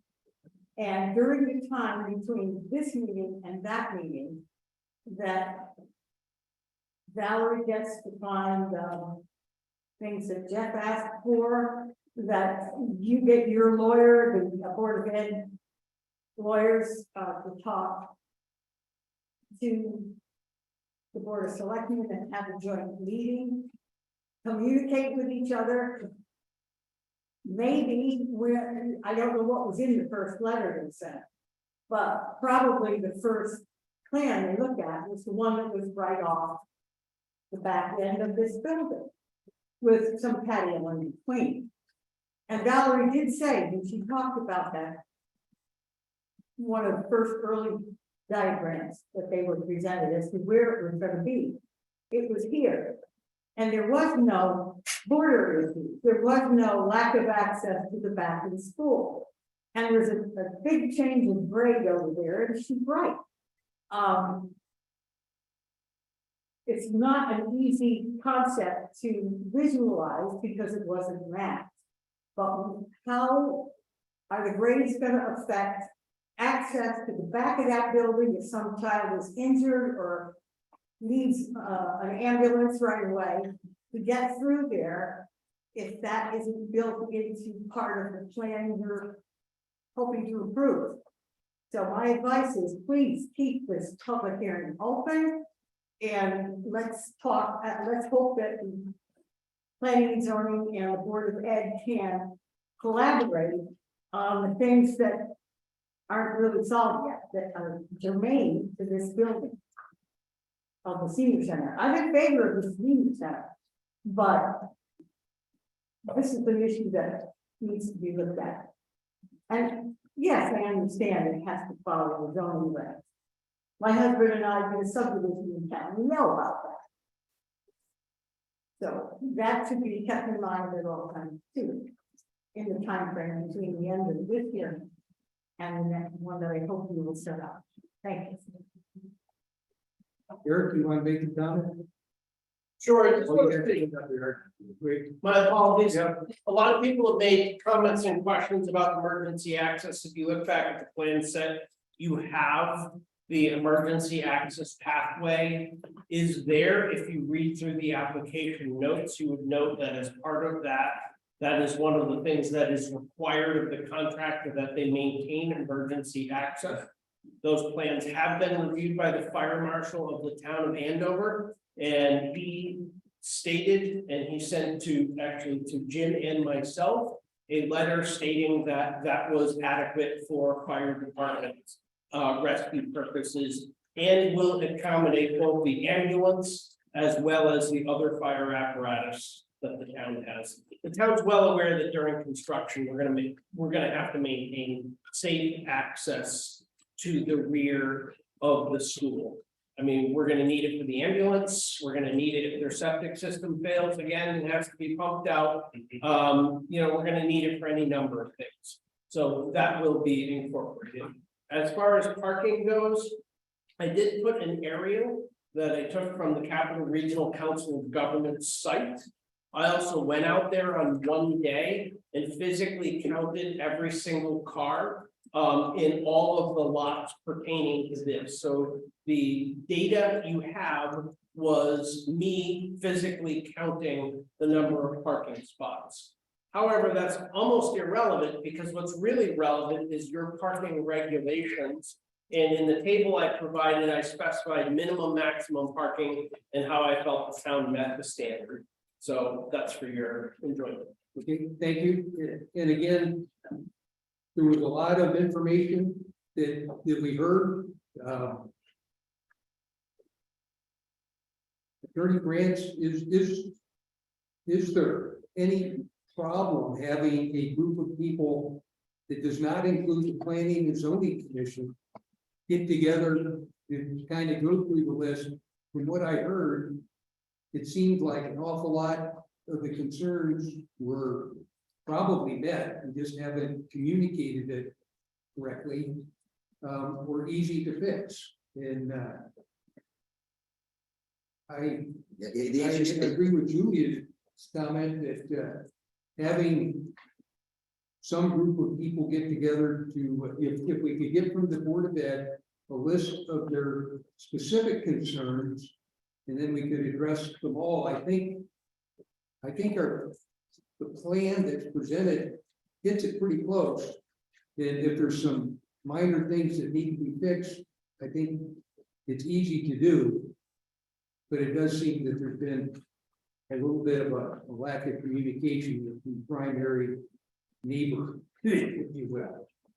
The answer is, as long as no member of the commission is present for that, there certainly is no reason why representatives of the Board of Ed and Board of Selectmen and building committee, whoever can get to discuss this. And I also, I think you raised an important point. I think one of the difficult parts of what you heard from Dr. Bernal is, it would have been helpful, and maybe you can still do this, to articulate, you mix together issues of lack of collaboration with specific health and safety concerns. It would be really helpful to see, you mentioned emergency access during construction, post-construction. It would be really helpful to see a list of what are the exact land use concerns. Because those are within your jurisdiction. I mean, emergency access is obviously something you consider in reviewing any plan, both during construction and after construction. That the adequacy of parking, those are things you absolutely are allowed to consider. But I didn't hear in all of that. I heard that an outdated aerial photo was used, but I didn't hear how many parking spaces short it is, or during what times of the day, or what events. And you can't solve a problem until you define that problem. So what are the conflicts that may arise? I didn't hear that. I heard that there might be conflicts arising, but I didn't hear when they would occur or why, or in what locations of the parking and what was deficient. And I don't see how any applicant is going to be able to respond unless they know that sort of information. And that's information that the board has. Now, I in that package, and then I promise we'll go on because I do want to hear from the other people at the town. I know that there were answers to every letter that I was aware of that we had gotten addressing concerns. And so, again, we got a letter, they were addressed probably not in a timely manner, but they're in the package on the website now.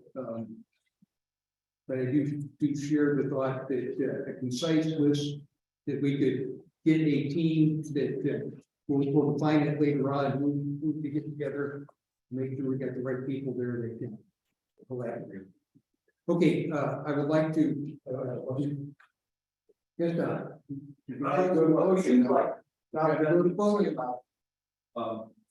John, okay, make you walk up there. Okay, the guy years ago come to these meetings. Yeah. The only people that go to the podium are two people that have a cane in the room. Donald Henning, Lakeside Drive. My question to this side of the room would be, why did we change the location of the community center to begin with? That seems to where it started. Valerie and her people had no problem initially. So why was the change? Maybe you can explain that to us. So the board of. Yeah. So by yourself, Eric Anderson, town administrator. So the Board of Selectmen appointed a building committee and asked the building committee to come up with a preliminary plan and it's signed with the architect for the building. That came out of deliberations by the committee to address two things. One, to have a reasonable turning circle, so there was easier handicapped access to a building in that location. And the second thing was it allowed it to orient the building through solar south and potentially make it a lot more energy efficient going forward. That wasn't a commission, that was the building committee's decision. That wasn't. Okay. Us. That's a reasonable explanation. So of course, I'm very much in favor of the senior center, as of all the seniors, and probably most of the people in town.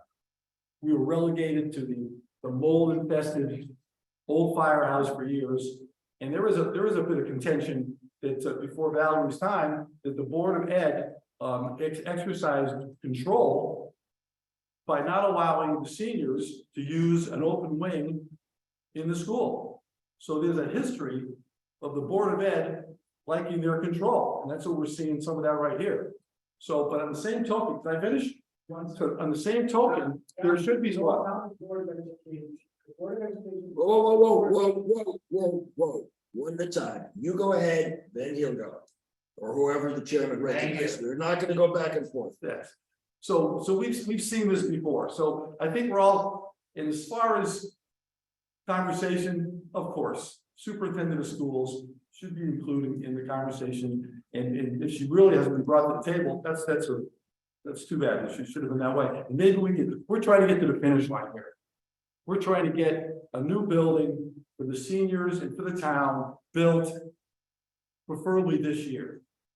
So if some negotiations need to be going on, then let's, so be it. But it sounds like most of our concerns have been met. They just haven't been explained here in the documents from the meeting. So if Valerie and her people need to get with Eric and his people, let's not roadblock the town people, okay? The seniors have supported the Board of Ed in the school additions and renovations for many, many years. We're the only town in the region not to have a senior center.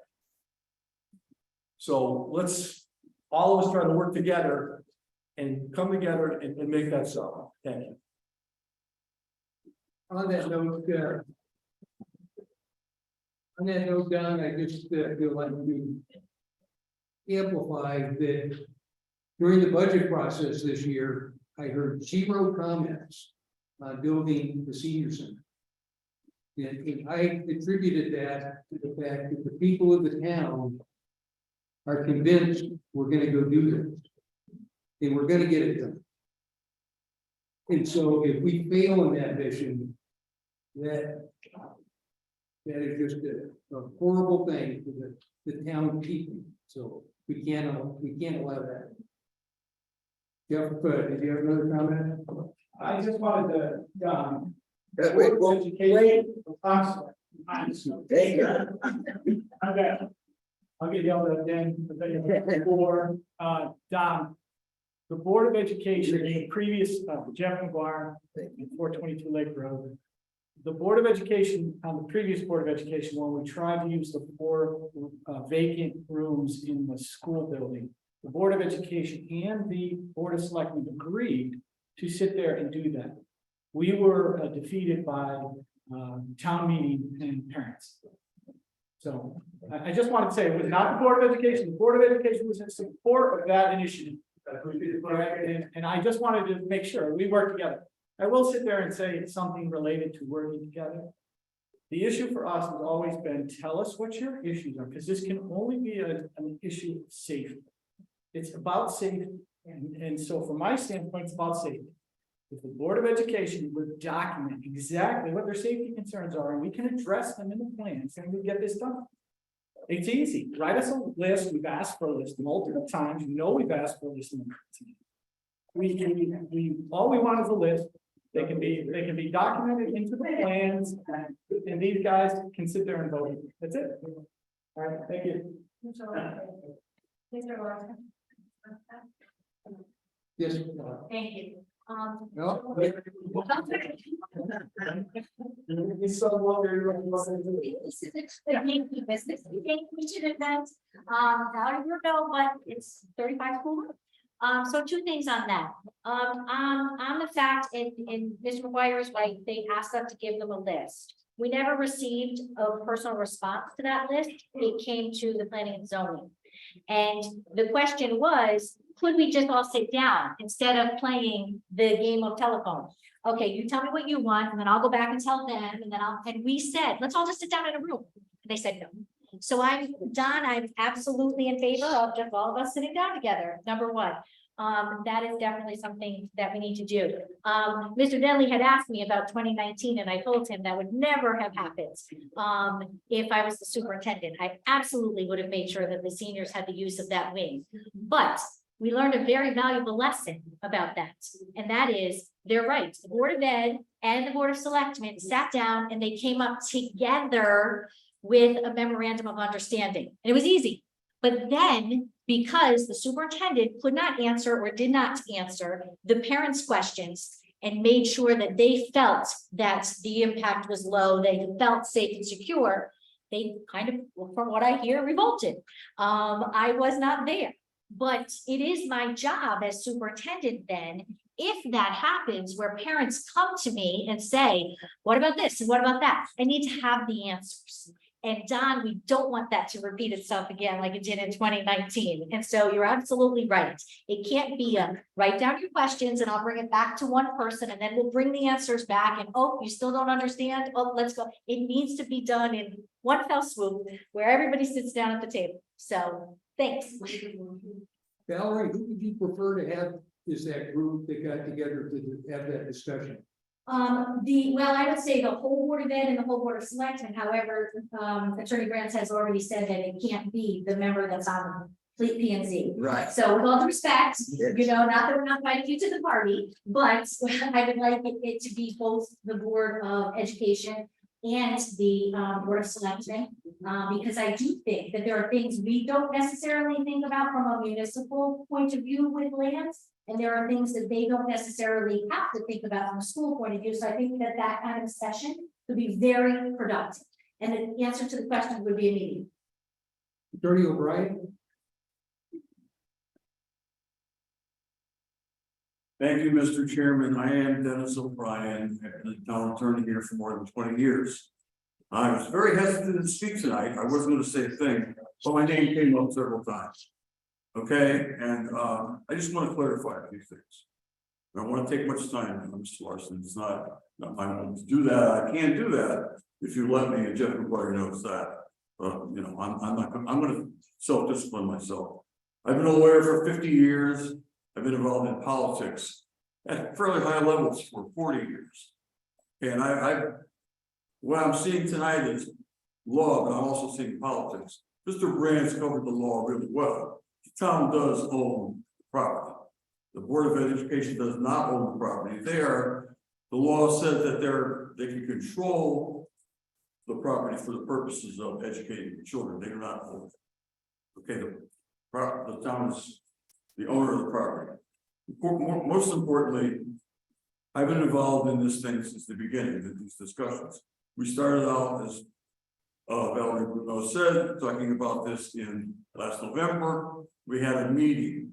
Mr. McGuire referred to a letter.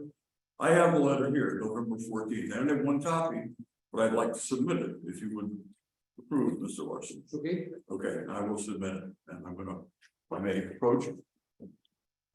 Thank you.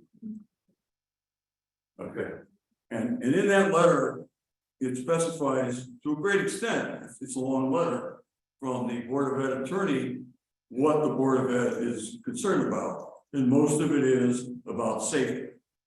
Especially as Ms. Bruno mentioned during her speech, among many other things, about construction safety. Okay. And my position on that has always been, and I mentioned it, this first meeting, is that that can be dealt with by the Planning and Zoning Commission. You have regulations on that. You have a regulation that, it's right here.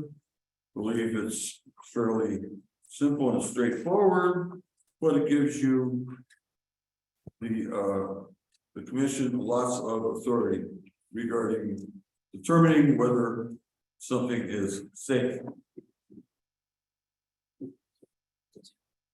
Okay. So I had it marked here. But it is in section 23 of the regulations, it's very short. And you can look into anything regarding safety with regard to any project.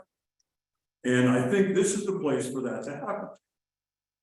We were having discussions about with the Board of Education, but based on my experience, 50 years in the law, 40 years in politics, the discussions were going nowhere. We were not equal partners to the discussions. We were being dictated to some extent by the people, by certain people who were representing the Board of Education, including their lawyer and including the superintendent. I'll give you an example. You have a letter today that's been distributed to you by Ms. Bruneau, dated February 28th, 2023, from to me from Jessica Richmond Smith, the lawyer for the Board of Education. 2-page letter, and in it you'll find, because you have copies of it, you'll find a statement saying that she wanted us to pay for experts and also for the attorney's fees for the Board of Education while we were going through this process. And we weren't going to pay for attorney's fees for anybody on the Board of Education. That is not done. I've been dealing with attorney's fees cases in another past life for many years.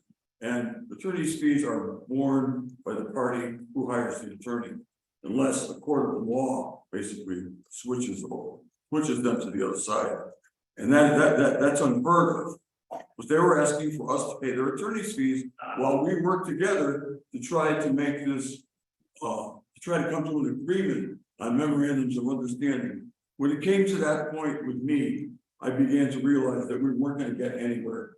And that besides, the Planning and Zoning Commission is perfectly capable, as Mr. Brandt has pointed out, of determining the application and whether or not it complies with the regulations. And one of the items that the regulations calls for is a determination that the project is safe. And in a project like this, where children are involved, I am sure they're going to bend over backwards to do that. Now, if I were a lawyer, I would be a teacher. Education is very important to me. Very important to me. My parents did not even go to high school.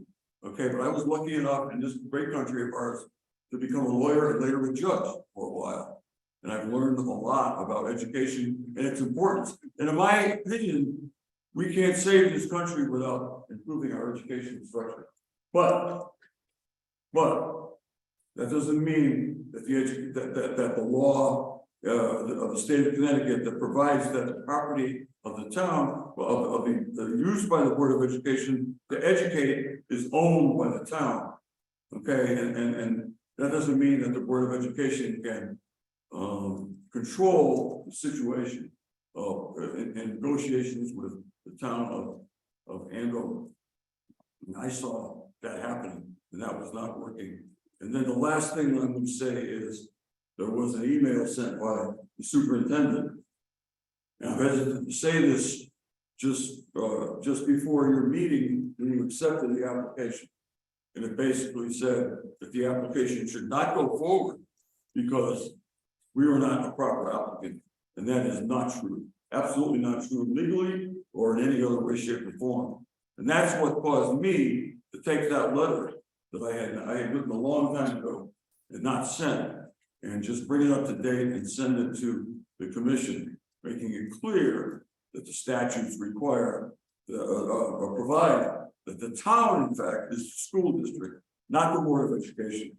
Each town in the state of Connecticut, all 169 towns are individual school districts, not the Board of Education.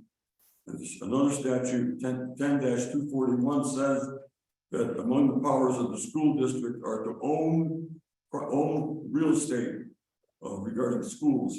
The real estate is not owned by school districts. I've dealt with that in 6 other towns, including my own town in Wyndham, when we applied for support from the state to renovate our high school, and we got a lot of support from the state. That application had to go through the town council of the town of Wyndham, because the town council speaks for the town, and the town owns the school property.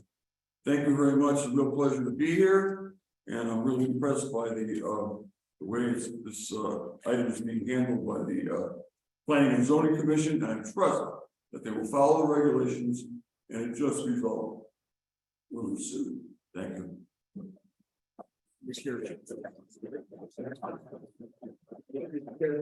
Chairman, this is Roger Marquez. The section that Attorney O'Brien was looking for is 23.4.E, and I'll just read it because it's short. Emergency access. All site plans shall make adequate provision for facilities and access with fire, police, and other emergency protection. Such provision shall include, but not be limited to, fire lanes, access drives to otherwise remote portions of a building site, adequate lighting of remote or visually obscured building or site areas, fire hydrants or surface or subsurface water supplies exist, and the like. So those are issues clearly within your jurisdiction, clearly do need to be addressed, as long as it's clear what the issues are. Thank you. That's not exactly what I was talking about. Oh, Mr. okay. Branch, once again, Mr. Branch is correct. We've worked in the past on the opposite sides of things and together, so we know each other quite well. In any event, it was 23.4. J, public health and safety. Okay, that's the regulation I was referring to. 23.4. J. But Mr. Branch is, what he said about the access and whatnot is absolutely correct.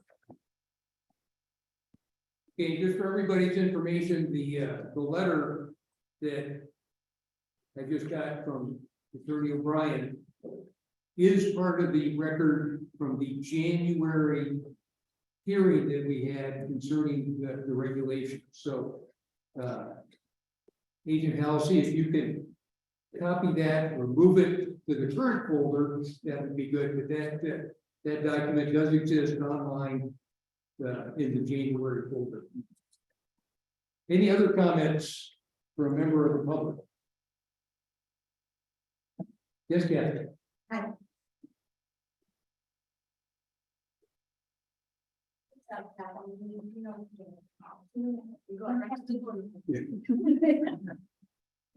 A vote for me. No. Hi, Catherine McGauley Lewis, Oak Farms Road. There's a couple of things I have, and one is the fact that mistakes happen. And I think it's all well and good to say, well, you can make sure that you can be assured that everything we do, we're going to do. Well, yeah, maybe, and maybe not. And maybe that's why, especially if I was a superintendent of the school, I made damn sure you were doing it right. And I don't care if somebody says to me, you don't have to worry about it. If it was my home, I'd be doing the same thing. If it was my home and my children, I don't care that you told me the plumbing's okay or this is okay. I want to see it. I want to see that everything's working properly. So I'm not going to take your word for it. And the fact that the lawyer said, your lawyer, I really care. It's really playing games, and I really don't care. I care about the school. I care about the seniors getting what they need. And it shouldn't be an us versus them. This is our town, and everybody working together to make sure that things happen for the best of the town. It should never be an us versus them. And that bothers me more than anything that it's turned into. And secondly, on a completely different note, following up with something that, coming up with something that Stephen said, and you had said that, Eric, I apologize, that, we never claimed it should be a green building. Why not? If we're going to make a building in 2023 and spend $1 million for it, we can't make sure it's a green building? Or Not we for a building. It's not really even happen, it doesn't even need it. And I can't imagine that we couldn't do something more to make at least compromise, do something.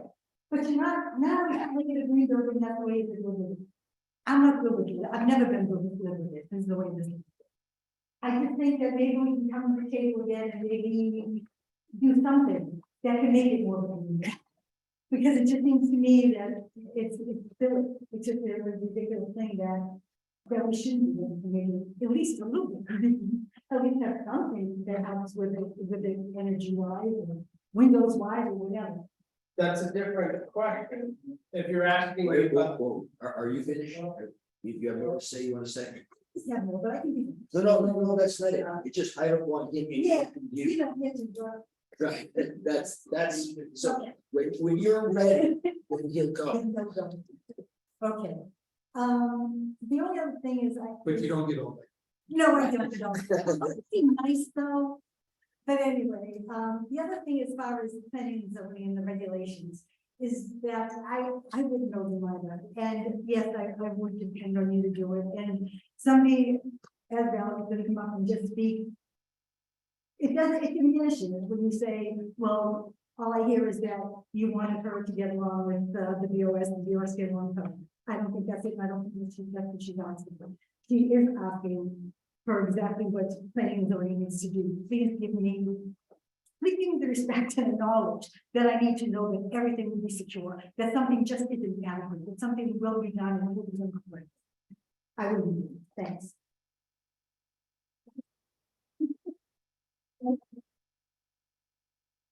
Any other member of the public? Yeah.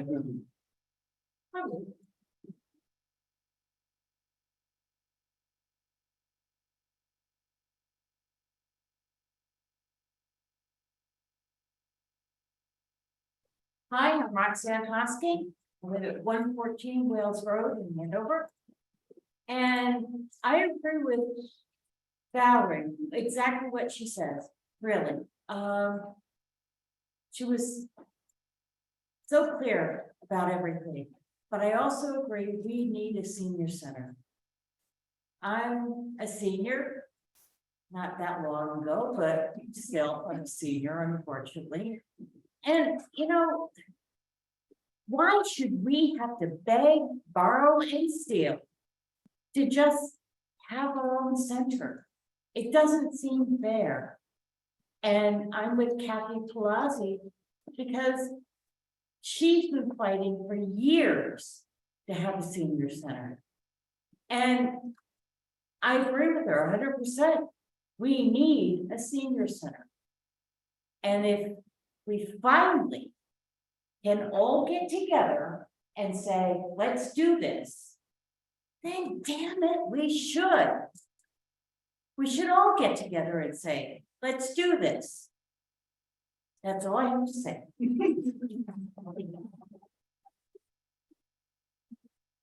Anybody else want to come in?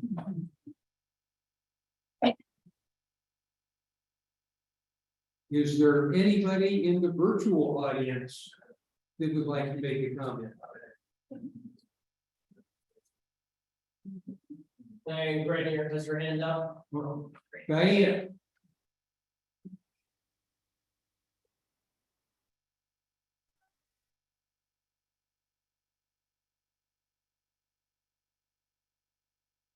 Diane, if you want to comment, you see your hand up here.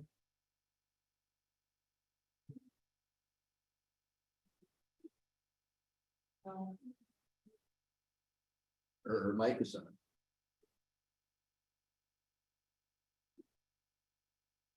Can the virtual attendees still hear us? Still can't hear me. Okay.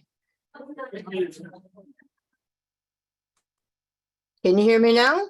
Yeah. Go ahead. Oh, that's it? Can you hear me? Yes. No. Yes. We can't see you though, Diane. Oh. That's a good, there I am. You can see me and hear me now? Yeah, we can. I miss Laura. Okay. Merry Christmas. My question is, I know that the building committee used a lot of expertise, engineers for everything, and I'm sure you've already answered this, but I just need somebody to nod their head and say yes. The cul-de-sac turnaround in front of the building, is that radius large enough to allow a school bus or some large vehicle to turn around in there?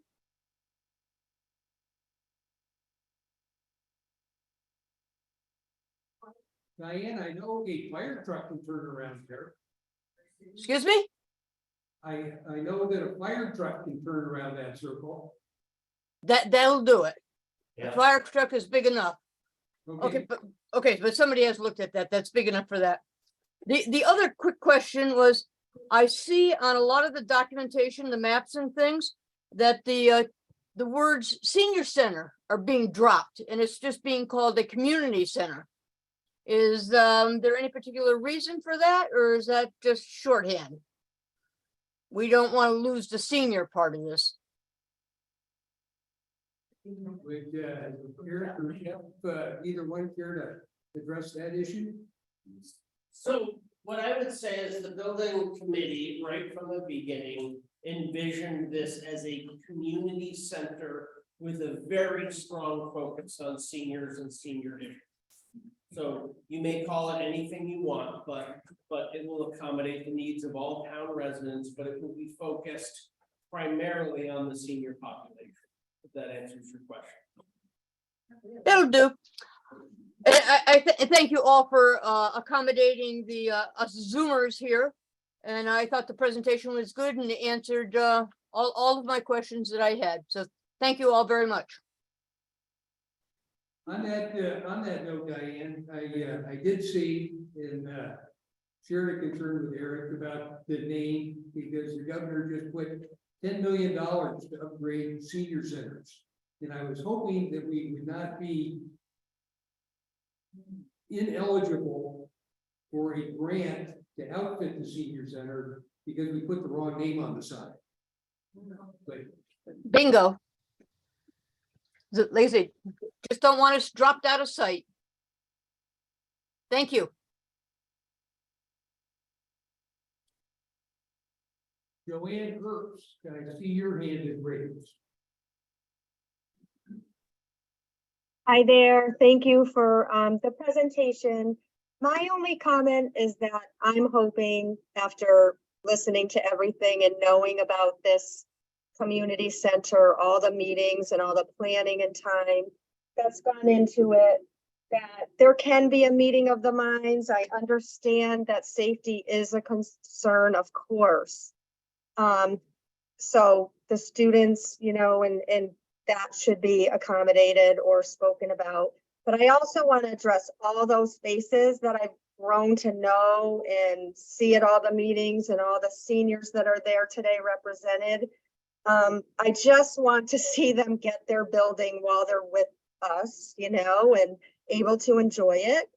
And they've given so much time, and a lot of them have volunteered, and I've been in town, you know, I believe it's 17 years now, going on 18. So I just hope we can get together and get this going. And it looks like a nice plan. It's suitable for our town of 3,000 people. I mean, whether people think the aesthetics look good or anything, but it's just time. So hopefully, you know, and I also want to mention that parents are also townspeople, you know, so there's been multiple meetings. If they had any safety concerns, I'm not, you know, chastising anyone, but there's multiple meetings that are held all the time that safety concerns, and if parents have issues, they're welcome to go to those meetings and state them. They don't have to wait on, you know, just for the superintendent. So that's all, you know, so thank you. I hope we can get moving on it and get these issues resolved. Thank you, Joanne. Any other virtual attendees that want to comment? I see no other hands up on the participants listing.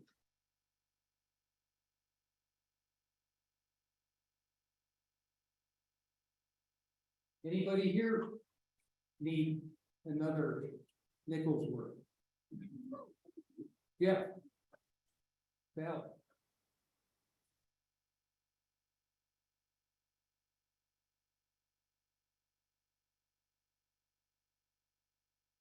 Jeff Ballard, 174 Lake Road, also on committee for the annual community garden.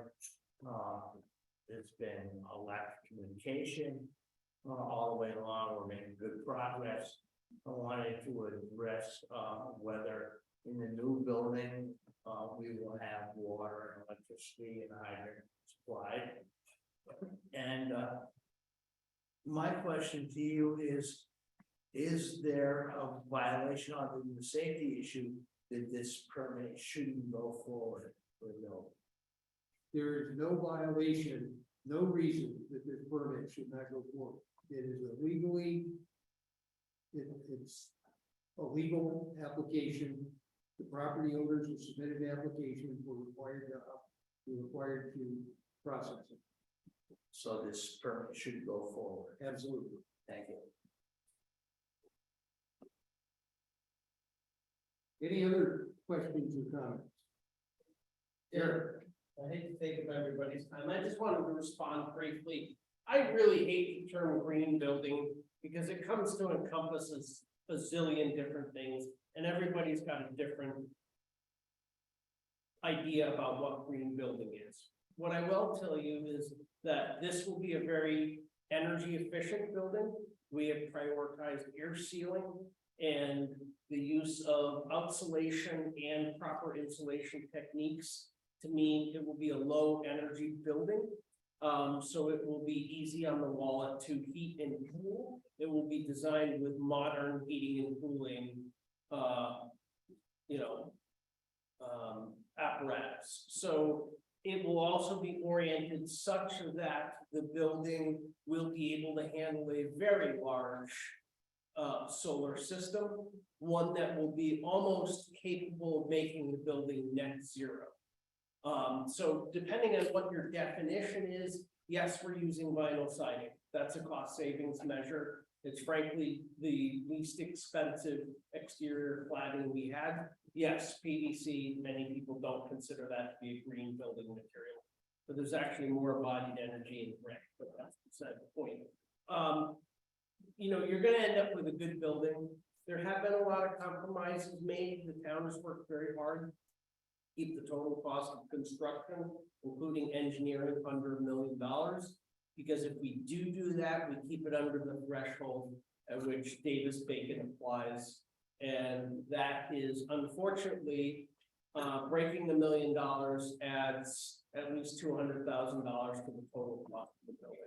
The town does have a bunch of other money set aside for changes to the building in the future. So what you want in the building will be accommodated. It might not be accommodated on day one when the building opens, but that's just in response to what current state law is about Davis-Bacon.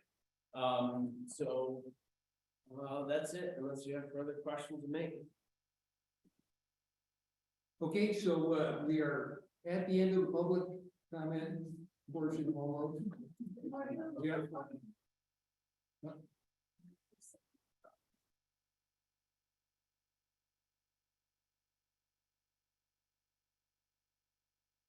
Jeff Ballard, 174 Lake Road.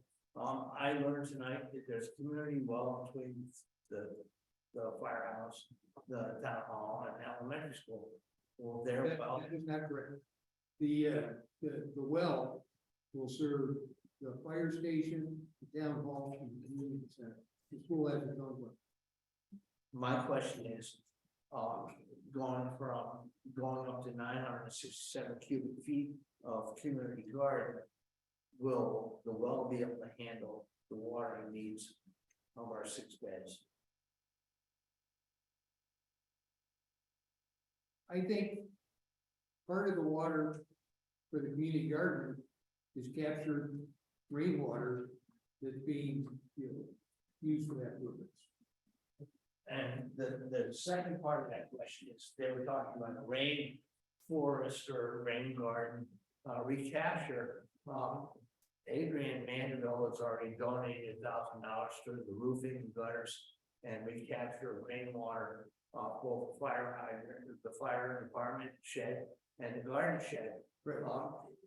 Can this in the design module separate the roof reclaimed water from the parking lot or what groundwater so that we can use it as a reservoir for the community garden.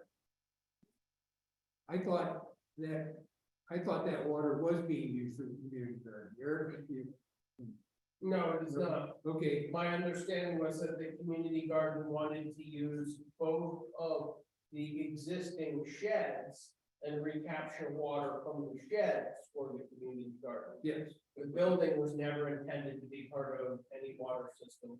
Oh, I misheard. I thought Jeff was just talking about the two sheds with the rainwater coming. Jim Pitting was also on the community and or community garden committee, has calculated how much water we will need and will not be able to do it with collection off both sheds, which would mean drawing off the well or possibly off reclaiming off community center. I would ask the engineers, when they get together with the town engineer, to discuss the water mitigation, to consider that and bring that back to us next time we get together. And One thing I was thinking about, for making something a green building, just even adding some more windows on the south and west sides maybe would help get more sun and provide more heat that way. We have a sunroom in our house and it really is great to have those windows to get more sun.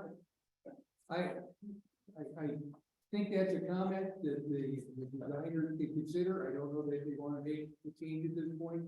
One of the things that we need to keep in mind when we talk about the safety of the kids is that we need to get the building and get as much of that done over the summer as we can before the kids get back in school. And so, at some point, you know, I like the idea, but there's a point in time where we have to say, you know, this is the plan. If it doesn't violate a regulation, we can't make that change. We have to deliberate on the plan presented and go with, you know, everybody's got things they might, we're hoping to get a little bit different. Okay, my recommendation to the commission is that we do not close the public hearing tonight. We continue the public hearing, and we do that on the target date of 20 June that we had talked about earlier.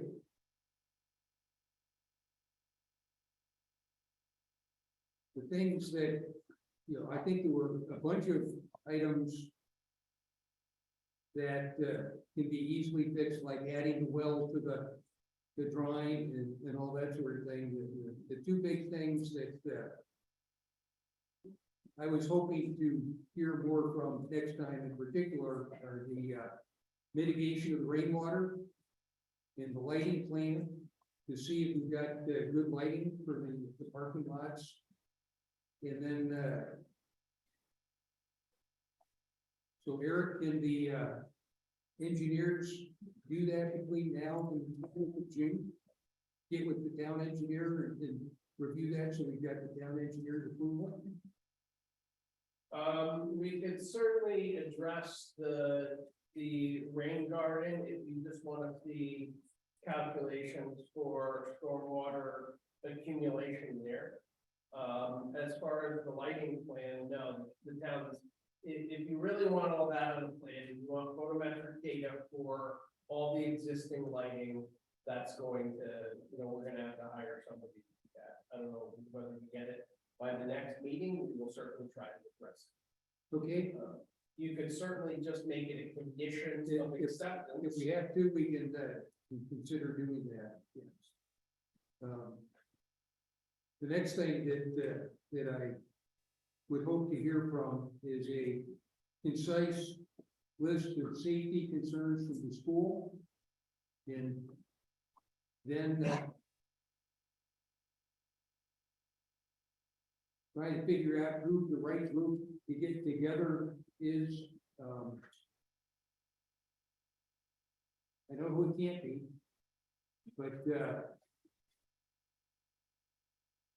Jeff McGuire is the Board of Selectmen willing to meet with, you know, Eric is the explainer and address the Board of Ed concerns, so that hopefully next time when we get together, the Board of Ed would say, "We like that. Jeff McGuire, first selectman, if we could get a list of every concern that you have.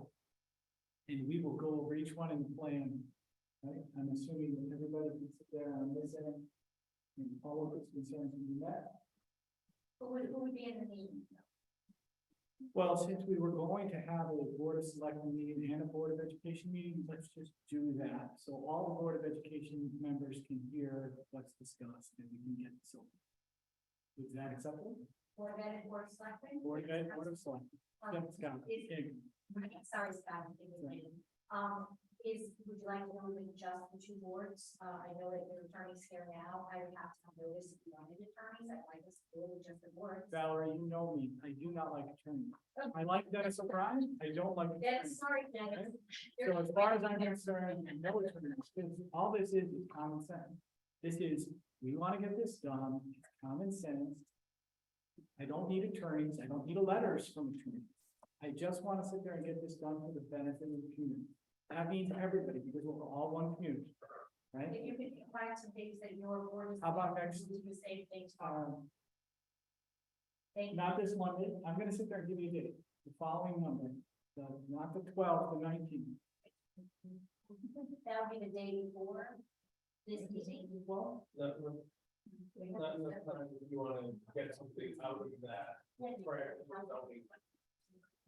There are lists of concerns, and not be that excessive, the weekends and things that we can meet. I've always said, when their concerns are not that excessive. Whoa. I'll get a date set. Go ahead. You're right. No, it's, you have the floor. Yes, I wasn't. No, I don't mind, I like it. We'll schedule a meeting as soon as we possibly can. Okay, All right, that's wonderful, thank you.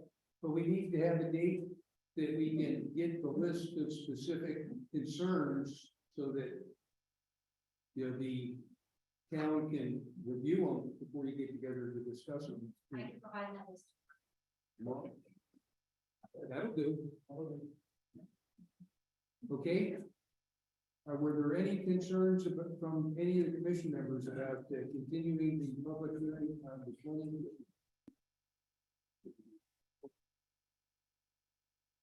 So, Mr. Chairman, what are the deliverables you want back from the town prior to the next meeting? If you're not gonna post a public hearing and render a judgment now, what is it that you still need as a commission to make a judgment? I would like the stormwater management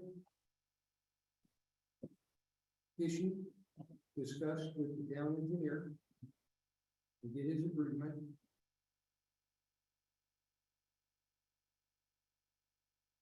I'm looking for a lighting plan that shows we have sufficient lighting for the new parking spots. And if we can, it would be great to see what lighting is provided by the lighting that currently exists out there.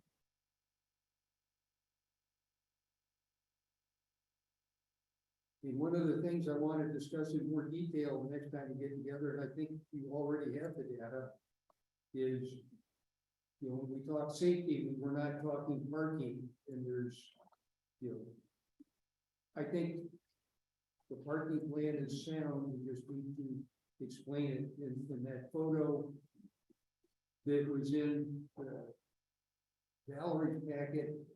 I did not think was, you know, what I saw in the packet was, I thought, a recent photo that you would put in there that wasn't as old as that when it had more cars in it. I'll have to go back and look. But I know, I think there's a good story to parking. We just need to tell the folks here so that, you know, they understand. We haven't done a good enough job of maybe communicating the parking plan to satisfy the need.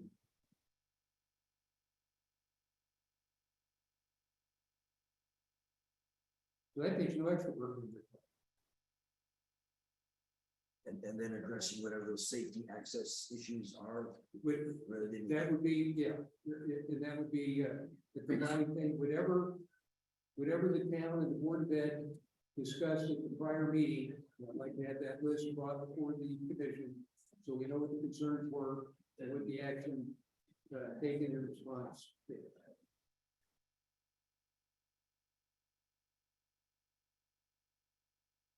Because the commission does have, we are required to make sure that we're doing safety right.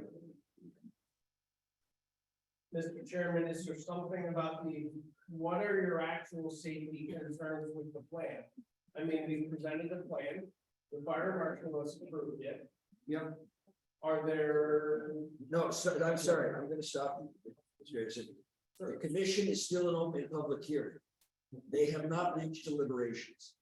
So I don't want commission members saying now what concerns they have, so the hearing's still open. They may have other concerns, you may address them or not. You heard the same testimony they did. So you heard what they heard, you address it as the applicant as you think you would do best. But it was next Friday.